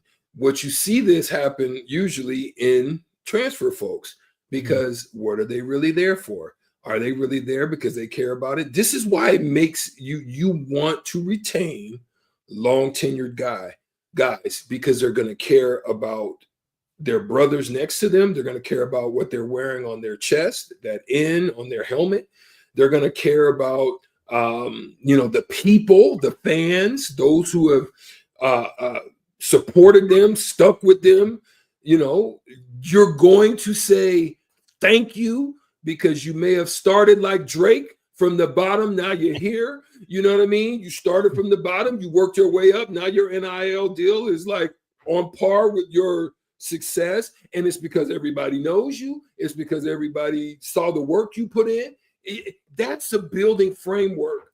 And I sent you something about what Herb Street was saying. We don't have to talk about it, but I think what he's saying is what I'm saying right now too, is because there's agreements that if I do my job, I'll be rewarded for it. And this is what you're seeing, the culmination of those rewards. And those guys want to stick it out and see it through with their brothers, because they care more about their chest, their helmet, and those folks that supported them and stayed with them, even though they weren't putting a good product out on the field. Let's go to the text line here. Gorilla Bear says, I sent this before, but was to the wrong audience. I think Stricky would appreciate it more. Nair opting out of the bowl to focus on the draft is like me opting out of my marriage to focus on Halle Berry. Hey, you know what I'm about to do, Austin? Gotcha. Gorilla Bear, gotcha. Well said, man. That's the way I feel. I'm like, bro, what have you done? Like, the only thing you got going for you is size and speed, right? And yes, the thing Two pretty is, good things to have going for you, to be fair. Huh? Two pretty good things to have going for you, to be fair. It is, but that's the thing. What's his name? Who was the lineman that tricked everybody at the combine and was the first round? Gosh dang it, 402, 464, 568. He was a big lineman. He got drafted like first. Was it by the Jets? Oh, no. Help me. I know you guys know it. I don't know where I'm going with this one. No, what I'm saying is he gave all the measurables. You can trick people. People can be tricked by going to, John Ross tricked everybody with the speed, but couldn't run routes, couldn't do nothing, he's a speed demon, but people get tricked. And I think they're kind of onto the trick now. You know what I'm saying? You don't got good hands. Yeah, you might get picked up, but you're not going to just get picked up because of that. Those potentials don't worry. They don't work the same anymore, I don't think, to be honest. 1134, was it Mekhi Becton? No. Man, he was big. It started with an M. He got an Italian name. It was like an Italian name. Oh gosh, I wanted to say Mazuka because it's standing in my, but it's not that. It's not Tony Mamdedich? Mandarich? Mandarich. Shout out Jay Foreman. Listening and texting again. Thanks, Jay. Mandarich tricked everybody by going to the combine. And so people can be tricked. I think that's what Nair, he may trick you because he's got that size, he's got that speed, but he ain't shown me enough to. I've been out there trying to get busy if I was him, and then go That's what I would be trying to do, but maybe he don't want to show it on film. Maybe he's like, well, maybe I can just hide out behind, this size and this speed. Right. I do think it's going to be interesting too, Strick, because Nair wasn't a core special teams guy, right? To not have the production for 3 or 4 years that says, regardless of what my measurables are, here are my numbers that speak for themselves. And, it's a guy that was banged up, right? You can't hold injuries against him, but he was banged up throughout his career. So he's got to prove durability, but he wasn't such a superstar as to not need to provide value on special teams, like I think he's going to have to stick on an NFL roster. And heaven knows, we talked about it on this show, Nebraska could have used some help on special teams from a guy that was that fast, that long, and that athletic. But they didn't get it. So yeah, 34-27 and then 11-34 both chime in with Mandarich as well. But Strick, I think that's a great jumping off point as we go to our first break of hour 2. With Nair out, who's a young guy? Who are a couple young guys on offense that we want to see maybe get some more touches in the bowl game to springboard to 25? And then defensively as well, right? We know there are a lot of transfers on the defensive side of the ball. What position or what players are there opportunities for in the bowl game against Boston College tomorrow? Let's go there in the next segment of On the Block, brought to you by the great people at NEPCO. Download our app by searching for 93.7 The Ticket in your app store to stay in touch and listen all day wherever you are. More of On the Block next on 93.7 The Ticket and theticketfm.com. Discover the difference that expertise and experience can make in your real estate journey with Next Ag Appraisal and Realty. Whether you need an appraisal, sales, or farm management, Next Ag comes up with a solution with your legacy and goals in mind. Next Ag isn't just their name, it's your future. So why wait? Visit their website today at www.nextagrealestate.com or give them a call at 402-380-0432 and turn your dreams into reality. Your land, your legacy, their solution. Next Ag Appraisal and Realty. 93.7 The Ticket. Fox KFXL weather. Sponsored by John Henry's Plumbing, Heating, and Air Conditioning. Your Lincoln forecast for today, fog and drizzle expected throughout the day. Otherwise, cloudy skies with the high around 47. Tonight, mainly clear, but patchy fog possible. The low near 30. And tomorrow, patchy fog in the morning and mainly sunny for the afternoon. You'll see a high around 52. I'm meteorologist Kyle Bucker from 93.7 The Ticket and theticketfm.com. If you're sick of catering from the same places every month, it's time to switch things up. Mulberry Barbecue is perfect for business lunches and dinners, family gatherings, holiday parties, wedding receptions, rehearsal dinners, and so much more. Delivery and full service options are available, and they can cater for anything from 10 people to 500 people. Call them at 402-937-7114 to look at their menu options and get your catering booked today. Mulberry Barbecue, located at 11th and Cornhusker Highway. It's game on at Elway Power Sports of Lincoln, Nebraska's premier Kawasaki dealership. Score big on Kawasaki's all-new Ridge lineup. The Ridge XR, Ridge HVAC, and the Ridge Limited, all built to take on your day with a full factory cab, including heat and AC. Stop by Indian Motorcycle of Lincoln today and rule the streets on an Indian motorcycle with customer cash and trade-in credits up to $2,000 during the month of December. Save big on their massive selection of side-by-sides, all-terrain vehicles, motorcycles, and power watercraft on end-of-the-year specials store-wide at their new 27th and I-80 location. Hi, Sean Callahan here for Koppel Chevrolet GMC, and the holiday sales event is now underway with unbelievably low interest rates and huge discounts on both our new and pre-owned inventory. Right now, we're offering 0% interest rates or $13,000 off select new models. These are the absolute biggest discounts of the year. You heard right, 0% interest rates or $13,000 off select new models. So please stop on in or check us out online at CoppelCars.com. All deals with approved credit, must trade, and Costco. With a wide variety of menu options, including the best prime and Wagyu steaks in Lincoln, if you haven't been to Tavern 180, you're missing out. Try any of their steak options paired with one of their well-known martinis, and this will soon become your favorite date night spot. Call your friends for a casual get-together where steak, shrimp, chicken, and tasty cocktails await your arrival. Tavern 180, located next door to Tanner's at 30th and Yankee Hill.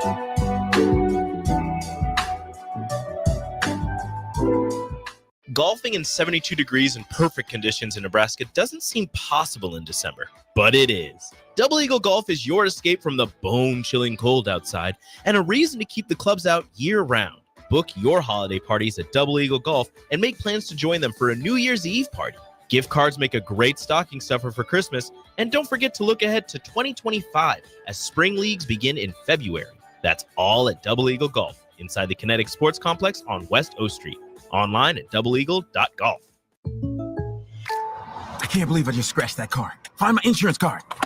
Dude, what do you have in this glove box? Ew, are these socks dirty? Oh, forget about the socks. I need my insurance card. Just pull it up on the State Farm mobile app. But I can do that? Oh, hey, I can do that. Yep, it's called service. I can file a claim on here too? Yeah, it's called service. Whoa, I can call my agent too? It's called service. Call your local State Farm agent, Vinny Kreekak, at 402-474-1173. At Fairway Meat Market, your family. And as part of the family, they want to save you money on your meat and groceries. The holidays are here, and Fairway has everything you need for charcuterie boards, shrimp trays, party platters, wine, beer, spirits, and more. Plus, custom fresh cuts on USDA choice or prime grade beef, all-natural pork, fresh chicken, and seafood. Your holiday meals start at Fairway Meat Market in the Rockledge Square Shopping Center just south of 84th and Van Dorn.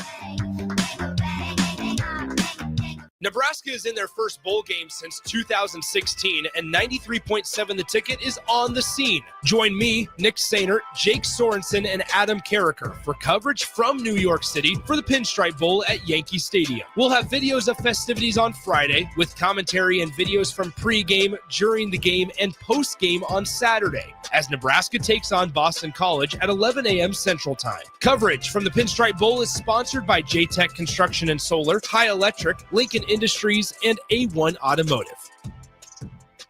Now back to On the Block with Strick and Austin on 93.7 The Ticket and theticketfm.com. Rolling right along, talking some Nebraska football bowl game here during On the Block. Austin Norman, Eric Strickland with you. Need to shout out the people at Good Sense. It's Good Sense Friday today, Stricky. I know you're missing out. We got it to your sandwich distributed the way that you would like, so don't worry. We took care of business on our end. 5 Lincoln locations. Make sure you check out Good Sense tonight, tomorrow, sometime over the weekend, and wrap another Christmas present for you from our friends at Good Sense. We're talking bowl games. We talked opt-outs. Isaiah Nair gone for Nebraska. Donovan Ezaraku and Boston College's starting right tackle gone as well from the game tomorrow. Huskers are 4-point favorites. But Strick, let's start on the defensive side of the ball. There's been a lot of turnover there for Nebraska, especially on the defensive line. When you look at Tony White going to Florida State, Terrence Knighton going with him, and a handful of transfers out the door. When you look at the defense for Nebraska, are there any young players or under-the-radar players that you think you want to see have a big game against Boston College tomorrow? Well, like you said, with the exit of some of the players that are there right now, there's 2 on the defensive line that I would definitely like to see. One being Elijah Judy. I would like to see him go to a whole nother level, really show a level of dominance in the middle. I've seen flashes of it, but I would like to see more consistency, and definitely would like to see Riley Van Poppel shine on the inside as well. I think Riley was a 4-star, I think, coming out of high school, out of Argyle, Texas, and I would love to see him take another leap when you're looking at that on the defensive line. You want me to move on? No, I'll stick on the defense with you because I think there's a lot of interesting names there. The first one that came to mind for me, Strick, was Cam Lenhart. That's a guy that had a lot of promise coming into this year after a really solid freshman year. Played in all 12 games for Nebraska, only 13 tackles, 2 tackles for loss, and half a sack. No other pressure or havoc stats really for Cam Lenhart, who really faded into the background like I didn't expect him to. Maybe it was a sophomore slump. Maybe it's the emergence of a guy like Jamari Butler, who played well again for the most part this year. I expected more from Cam Lenhart that we didn't necessarily see. With opportunities available for him in a bowl game, I think a big performance could go a long way in restoring some confidence. Maybe I doubt he's lost confidence in himself and his ability, but at least from the fan and media side of things, some confidence that the Cam Lenhart is a piece of the future for this Nebraska football defense. Pretty precocious as a freshman. I'd like to see him, make the most of his opportunity, whether it is in rotation with Riley Van Poppel or alongside him. Either way, I think there's plenty of reps to go around. I think another guy that comes to mind for me, Strick, is a guy that we saw on Twitter wearing a black shirt jersey, Vincent Shavers. That's a guy that's going to play quite a few snaps because John Bullock will finish out his Nebraska career in the bowl game. And then you also have Stephon Thompson in the portal and Mekhi Bayer in the transfer portal. Both have already found homes. Shavers is a guy that the coaching staff was really excited about in the spring. Miami guy that played some reps for Nebraska, especially down the stretch. I'm curious to see with 60 minutes of football in front of him what he can do. And then along those same lines, another freshman, Willis McGahee IV. Again, played more as the year went on, but Strick, Nebraska got no playmaking from the linebackers this year, right? We at least know the names on the defensive line, and having Havoc up front would go a long way. I want to see the young linebackers step up and say, hey, we're the guys that are going to take over the reins for next year, and we're going to be better at the second level. Yeah, I agree. I'd like to see that there on the defensive side of things. And then to add on to that, I would like to definitely see a little bit more out of Sierra Wright. And again, we haven't seen Bly Hill. I don't know what his status is going to be, but I definitely would love to see what was going on with him. But those would be, two. We know what we've got out of Malcolm Hartzog, but definitely I would like to see what Sierra Wright, would be able to do back there as well. Looking on the offensive side as well. Before you go there, Sierra Wright, I think, would be kind of the opposite of Cam Lenhart, right? Lenhart was a name we knew that maybe had a little disappointing year statistically. They could use a bowl game to get back on the right trajectory. For Sierra Wright, I think it's, hey, this is for real. This is another springboard for me, right? An unknown guy coming out of nowhere, out of the transfer portal, USC, right out of the transfer portal, really only got on the field because of injuries, took advantage of it. It'd be a great way for him to cap the season, look to next year, and say, hey, look, I'm for real. I'm going to put a stamp on my performance by playing well in the bowl game. Bly Hill played in a couple of games. Let's see how he does in his return to the Northeast. He played his JUCO ball in Pennsylvania, so that's a guy I think that's going to get some reps. And then, Strick, even a guy like Deshaun Singleton, don't forget he's a JUCO guy. We talked a little bit about the ruling with Diego Pavia. We'll have to see if Deshaun Singleton. There's some Deshaun Watson news bouncing around out there that we might talk about in the crossover. But Deshaun Singleton, right, might have a JUCO year that he'll be able to get back and come back for Nebraska if he wants it. We'll have to wait and see how that ruling plays out. But let's go to offense here, Stricky. We got Vince on YouTube saying, Quentin Ives at the running back position, do we have or do we need running back depth for Nebraska? That's an interesting one, right? Emmett Johnson is back. He'll be playing. Ramir Johnson is good to go. And then, Strick, I think there's a lot of opportunities available for whoever it is at the running back position to make the most of 7 to 10 carries potentially. Yeah, I think I agree with you on that. I would love to see what Quentin Ives could bring to the table. He's a big back, big bruising back, especially knowing that you're going to be losing that guy in Dante Dowdell. Can he fill that bruising back? Dante Dowdell was their goal line guy, that guy that, when you needed a couple of yards, he was able to get that. I want to see what his footwork's like. I want to see if he's shifty enough. I want to see what his vision's like. I definitely would love to put an eye on him. But then I'm going to go a little bit further. I'm going to throw a little bit of salt in the game here with. I would like to see Heinrich Harburg, in a couple of different unique positions. I'm talking about for maybe 2, 3, if not 4 series, doing something different. I would love to get a little bit of insight on what it would look like for him, where that would be, where would be a good fit for him going into next year. So that's something I would like to keep an eye on. And lastly, for me, I would have to say I definitely want to see Carter Nelson. I want to see what he's going to be able to bring with that size and that athletic ability, and where that would be a good fit for him. Are you surprised we didn't see more Carter Nelson when Dana Holgorsen took over at the end of the regular season? Yeah, I was surprised. It's a wonder to me as to why, but that I'm not in there. I don't know how he's grading. I don't know if he's picking up everything well enough. So I can't say for sure, but definitely that's the case. I'm glad you went to that position of tight end, Strick, because that's a fascinating one. With Nate Borkacher out the door, committed to Texas A&M, we know that Nebraska does still have Thomas Fidone and Luke Lindenmeyer. Those are your two pretty traditional tight ends, right? Fidone wasn't supposed to be, but that looks like it's the best role for him after the injuries is, can you settle down and be a Big Ten style tight end? And that's what Lindenmeyer is. That's his identity. He's the blocking guy. He can pop out and catch passes. Could have had that one for the touchdown against Illinois that he had go off his fingertips. John Raiola led him just a little bit too far. But then the X factors in that room are Heinrich Haarberg and Carter Nelson, right? Two guys who, what we hear about them is, look how athletic they are. They're matchup nightmares. They can do a lot of different things with the ball in their hands. And I'm going to be curious to see, Strick, next year, if it's one of those guys on the field or both of those guys on the field at different times, because you would maybe give an edge to Heinrich Haarberg because he's older, been around the college game a little bit longer than Carter Nelson, a little bit bigger, sturdier right now. But also he's making the move to this position full-time. Does Carter Nelson have a leg up? Does he have an advantage because he has a full year of work at this position instead of having to try and play catch-up like Heinrich Haarberg? How do you see that competition going tomorrow and into the offseason?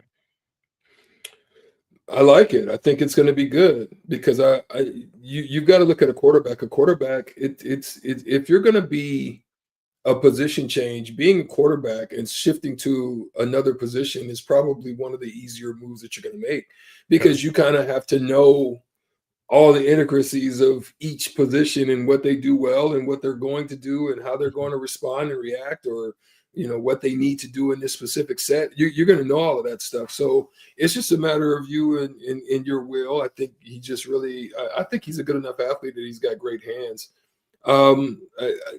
There's teams out there that definitely use dual tight ends. I think they need to take advantage of the middle. I don't think they did so from the wide receiver position.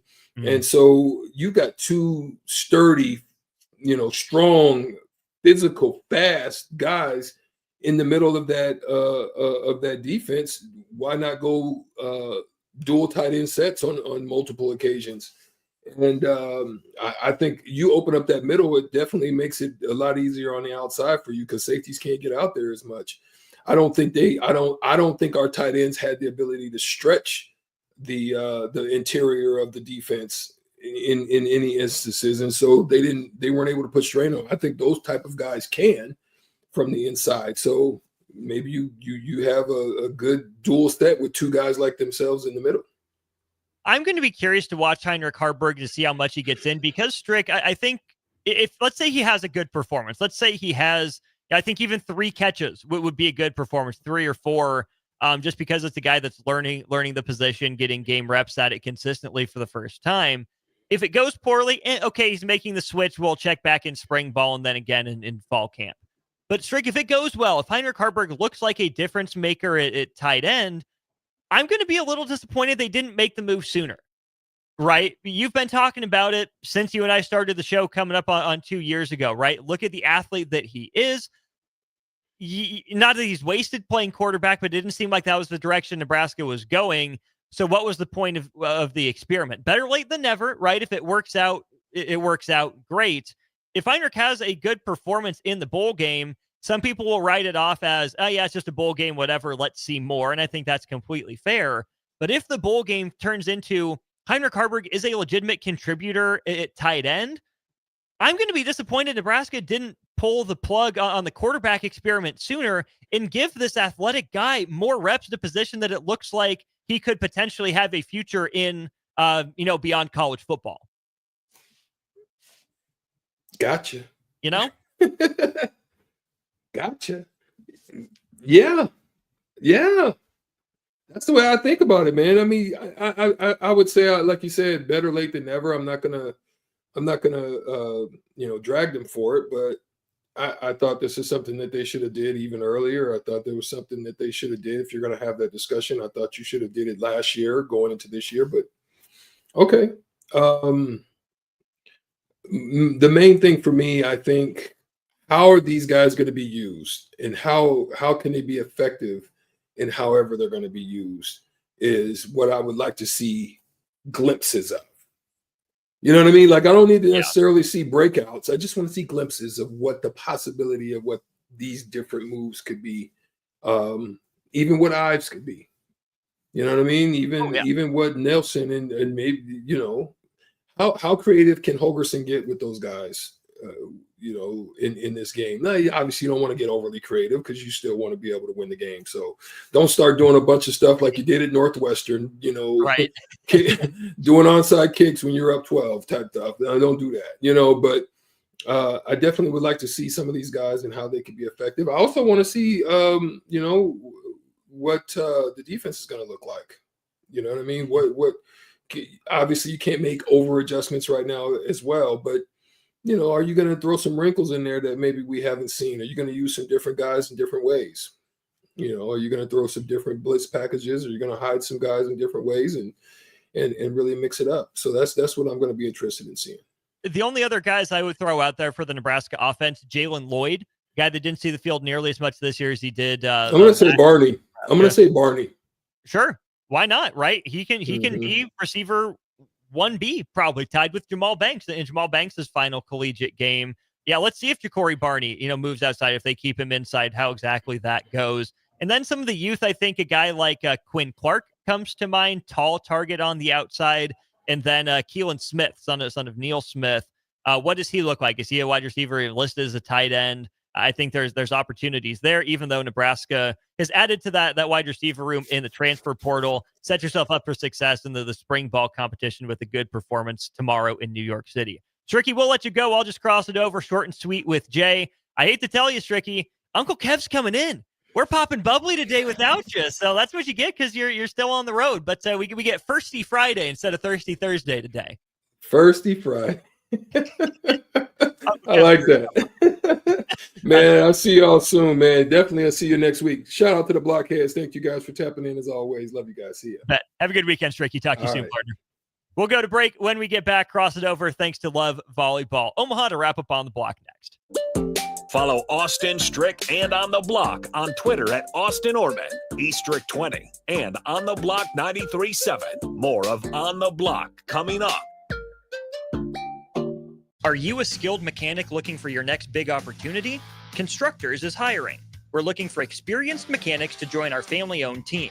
We offer competitive wages, great benefits, brand new service trucks, OEM-level diagnostic software, and career growth opportunities. Positions include lead and A-level mechanics for our shop and multiple field technicians. If you're driven and ready to grow with a company that's been around since 1908, apply today at constructorslincoln.com.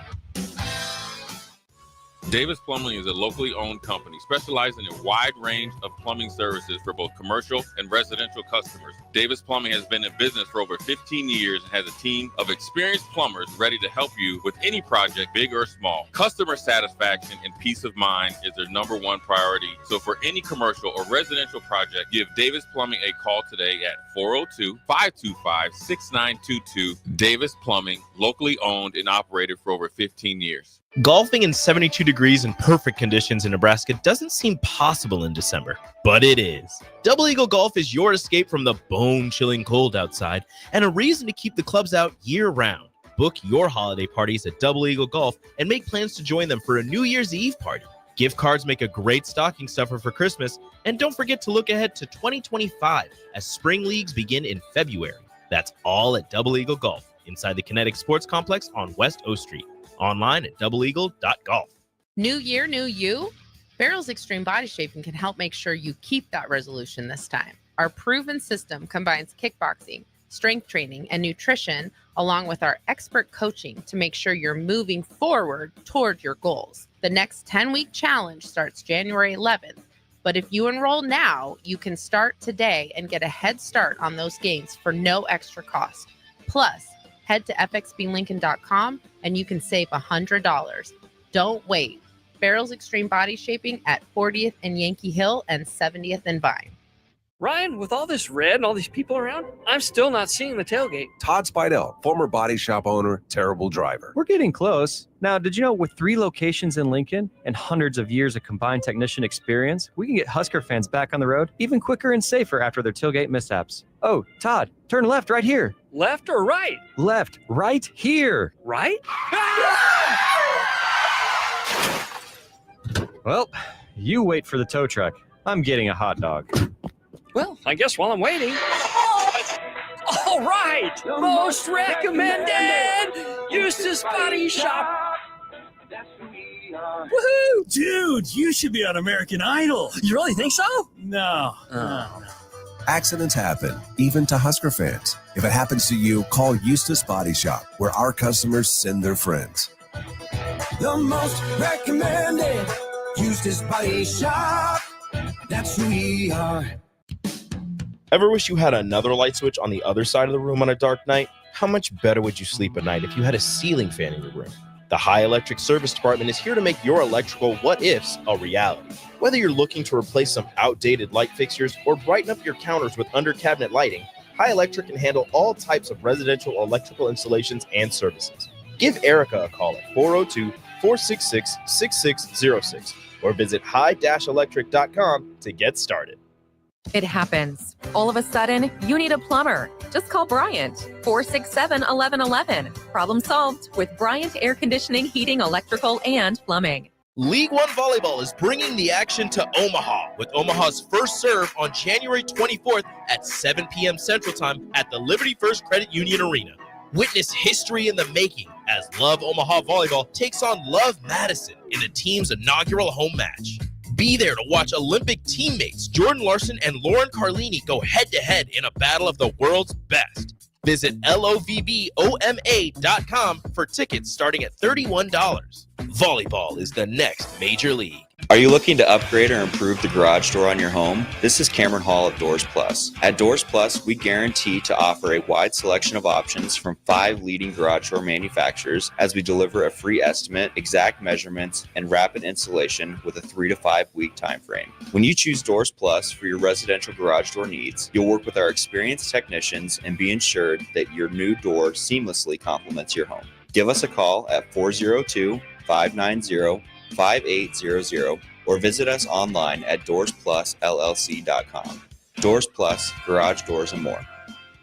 Limitless Mail has redefined the little blue pill with our new ED trochees that melt in your mouth, delivering faster results so you can be spontaneous again. Once you try the Limitless Mail trochee, you won't go back to the little blue pill. Our trochees go right to the source through your bloodstream, leading to quicker, harder results. To experience the difference for yourself and your partner, schedule a free consult with the men's health experts at limitlessmail.com. Now back to On the Block with Strick and Austin on 93.7 The Ticket and theticketfm.com.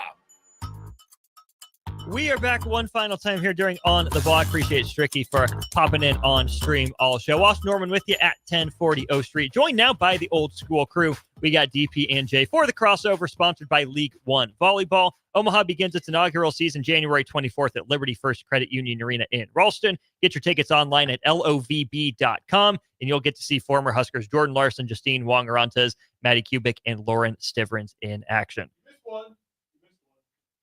And Lexi Rodriguez now. Lexi joined the crew. I got you on 2. I got Jay on 5. Jay, you there?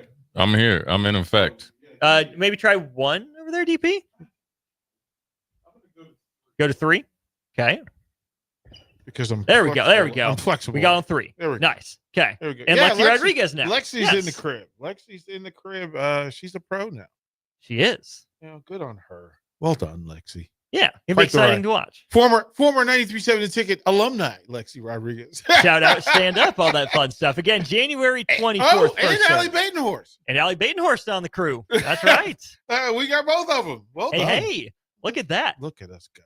Gentlemen, simple question for you. Who had the better Christmas day, the NFL or the NBA? Oh, that's tough. NFL, bro. Yeah, NFL got everybody's money. Yeah, I mean, I think it's the newness, It's the first time people are like, oh, what's on Netflix? And, NBA does something that is, which the NFL does it differently, is the NBA on Christmas Day is probably oversaturation. I'm sure, I think there's like 6 games if you go down to 4 and kind of at least have some build up. It's like you don't miss out on anything. Oh, I missed the Knicks and the Spurs. Well, I'll catch, Golden State and the Lakers. But if you have it at like 4 different time slots, I think it would be even better. I think the NFL is the newness of Netflix. And then it was actually a good production. I'd probably say Netflix probably came in at the right time. I think it was for a first run. I think it was better than probably Prime. That's just my opinion. But NFL is always going to draw more eyes because it's technically still football season. But NBA probably had for them, they had a comeback versus last year. 84% higher ratings this Christmas compared to last Christmas. Yeah, so I think the narrative is in the NBA's court, but it's hard to argue with 24 million average viewers in the U.S. for Netflix and the NFL. Well, I mean, it's going to be primetime football. I mean, you're getting down to crunch time, and on paper you had some good games. They weren't good. What happened to your Texans, Jay? They're not playing good right now. CJ's hurt, and their offensive line is porous, and it's been poor. I mean, unfortunately, they're going to keep Slowick, which I think he's good. I think the offensive line coach is always going to get replaced, and I don't think necessarily it's all his fault. But when you got professionals, can't walk and chew gum, then somebody's got to be let go. So I think both won. In the NBA's is probably a little bit strung out just because, like I said, so many games, and sometimes oversaturation cannot be. It's not a good thing in sports. Well, so I'm from the side that normally on New Year's Day or Christmas Day, Becky and I are in New York, right? Missed the barn burner this year. Go to Madison Square Garden. You get that just to kick off the day. And I'm cool with the full day of basketball. The NFL made sure that its two best players were on full display on the biggest day of viewing. Yeah. Like you got like you guys said, Mahomes played on Christmas. Wasn't missing that one. Mahomes, you got Apex Lamar Jackson. Yeah. Derrick Henry played the story as you could play it. The Ravens defense showed you, we're a factor. Like we can still get it done. And the Chiefs reminded you that, hey, we're still the top dog. We're still number one seed. You got to come through us, and everybody else can get excited about their thing. So I thought, give me both of those. I could have actually taken another NFL game, quite frankly. Give me a third game. I like those all-day marathons. Like Jay, the Ivy League dude, he's got other things going on. He's got things he wants to do. I don't mind it. I think it's strategic and it just works out. I mean, I don't think it's very smart to continue to have 3 games in 11 days. Because then, as much as it's great to have your apex players playing right now, they will be hurt, and NFL is setting it up right. I mean, you got to think if there's a team that can handle 3 games in 3 days, and a superstar that can man itself up with a guy that's creeping up on Bill Belichick of being the greatest NFL coach of all time, and Andy Reid. I mean, they're setting it up for the Chiefs to get 3 in a row. I said it last year. The Chiefs had no business winning the Super Bowl last year. They backdoored their way in there, and they're setting it up to create another narrative, which then will springboard them into the second half of Patrick Mahomes' stellar career, which will be a la kind of Brady, where he'll go 3 or 4 years without a Super Bowl, win one, 3 or 4 years, win another, go somewhere else, win another, and the next thing you know, I doubt he'll be on TV, but he'll do something else with the NFL. So I think it's definitely manipulated for them to get that 12th win. Pittsburgh helped them, but it won't last 3 games in 11 days. It just won't. You just can't do that in this day and age. No, especially not adding the 17th game on top. Let's pause 10 quick seconds for station identification here on 93.7 The Ticket. This is Lincoln's home for sports talk on the FM dial. Also online at theticketfm.com. On the internet. KNTK FM Firth, 93.7 The Ticket. One of the most notable things from the NFL games was Travis Kelce breaking Tony Gonzalez's career receiving touchdowns record by a Kansas City Chiefs tight end. Paid homage by doing the goalpost dunk, and Tony Gonzalez promised to cover the fine. You get to pick one. You taking Travis Kelce or Tony Gonzalez for your team? Oh, hey, Austin, you coming off the top rope, man. It's the day before it get The people missed us for 3 days. They need some fire. Who am I gonna take? Travis Kelce or Tony Gonzalez? Can I just say that I'm giving Gonzalez credit for the era in which he played? Of course, it factors, right? The different manhandling capabilities and freedoms. Yeah, I mean, different defensive schemes and matchups, right? Well, no, you just get hit. You get hit by guys like Jay Foreman. You get hit, and when we played, you get hit. You get hit within 5 yards. You're gonna get hit as soon as you get hit. I mean, so that is Jay hit Gonzalez getting off the bus. Tried to. My man, you know what? Tony Gonzalez is a bigger dude than people give him credit for. Former basketball guy. I would, I guess I would take Gonzalez just because he probably is a little bit more effective in the run game. But I'd take Gronk over all of them. Ooh, okay. Oh, primetime Gronk is unstoppable. Like just flat out unstoppable. Best in NFL history? Ooh, don't do that. I'm just asking. I'm not saying it. I'm just asking. No, there's too many John Mackeys in the world that would have put Gronk in a box and Mount Rushmore. Well, first of all, Gronk is a legit 6'7", legit 6'7", not this fake 6'7", and he's 6'4". Not 6'5.5". He's 6'7", and he could run, and he had the longest, like the biggest catch rate. He would have been unstoppable in any area, but. You know, with John Mackey, those guys.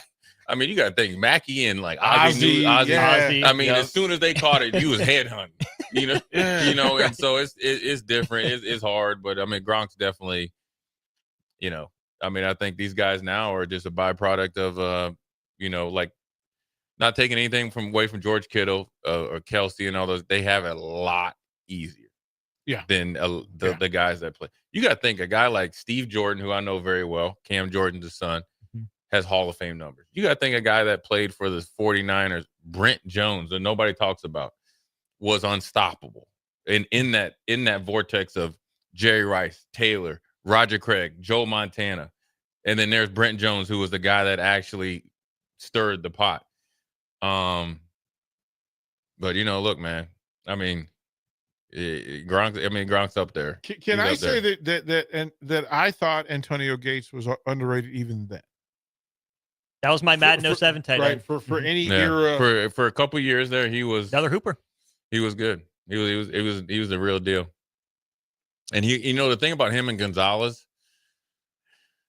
Well, I can't say that about Gates because he had LaDainian, but for a while, he was their only passing threat for a while there at San Diego. Until they got Vincent Jackson. Yeah, still they got Vincent Jackson. Rest in peace too. And then same with look, when you got off the bus in Kansas City, I know nothing against Eddie Kennison and them dudes, they could all get down a little bit, but it was Gonzalez or bust. I mean, obviously they had a running attack, but when you are the guy at tight end. It does hold a little bit more weight.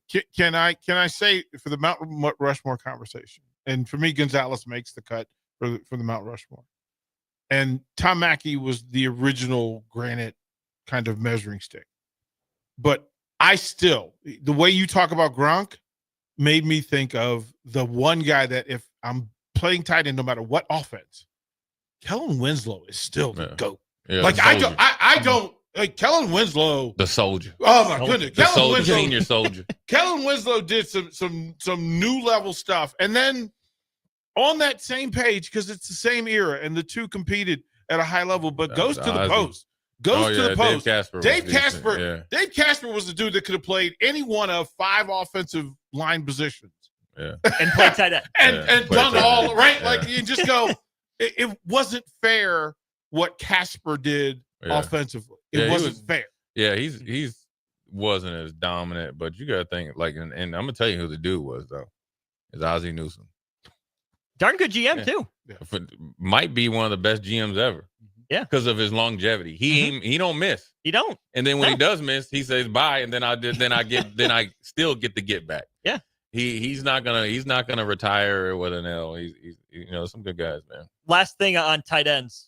Brock Bowers, offensive rookie of the year, the number he's putting up, or is it Jane Daniels? Hey man, don't be rude. Don't be rude. Just asking questions. It should be Brock Bowers, but it's going to be Jane Daniels. Number 1, Brock Bowers' team is horrible.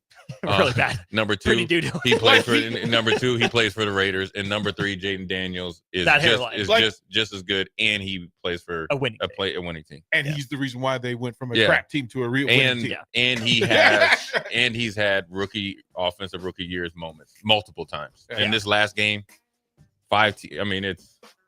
Dude, he's boxed. He's the real deal, man. Yeah, he put his feet on the Eagles' defensive couch.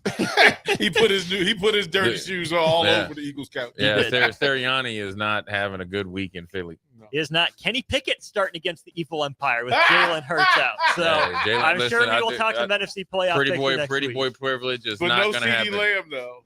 True. Man, forget the Cowboys. Man. Nobody would care about that. Dude's a chump. Anybody like Oklahoma Sooner dudes, man, that dude's a punk. Get him! How you just gonna just tap it like you ain't even getting surgery? I'm just bruised. I'm done. I'm sore. Yeah, I'm sore. And he did it the second half too. he had 100. He had 100 yards. Came back, got a 5-yard stop route. All right, I'm done. Get him! See you later. We're gonna get out of here. It's been on the block. 1, Thanks 2, to 3, Ned, Joe, Cancun. all them great people. Thirsty Thursday, but on a Friday kicks off old school right after this. Discover the difference that expertise and experience can make in your real estate journey with Next Ag Appraisal and Realty. Whether you need an appraisal, sales, or farm management, Next Ag comes up with a solution with your legacy and goals in mind.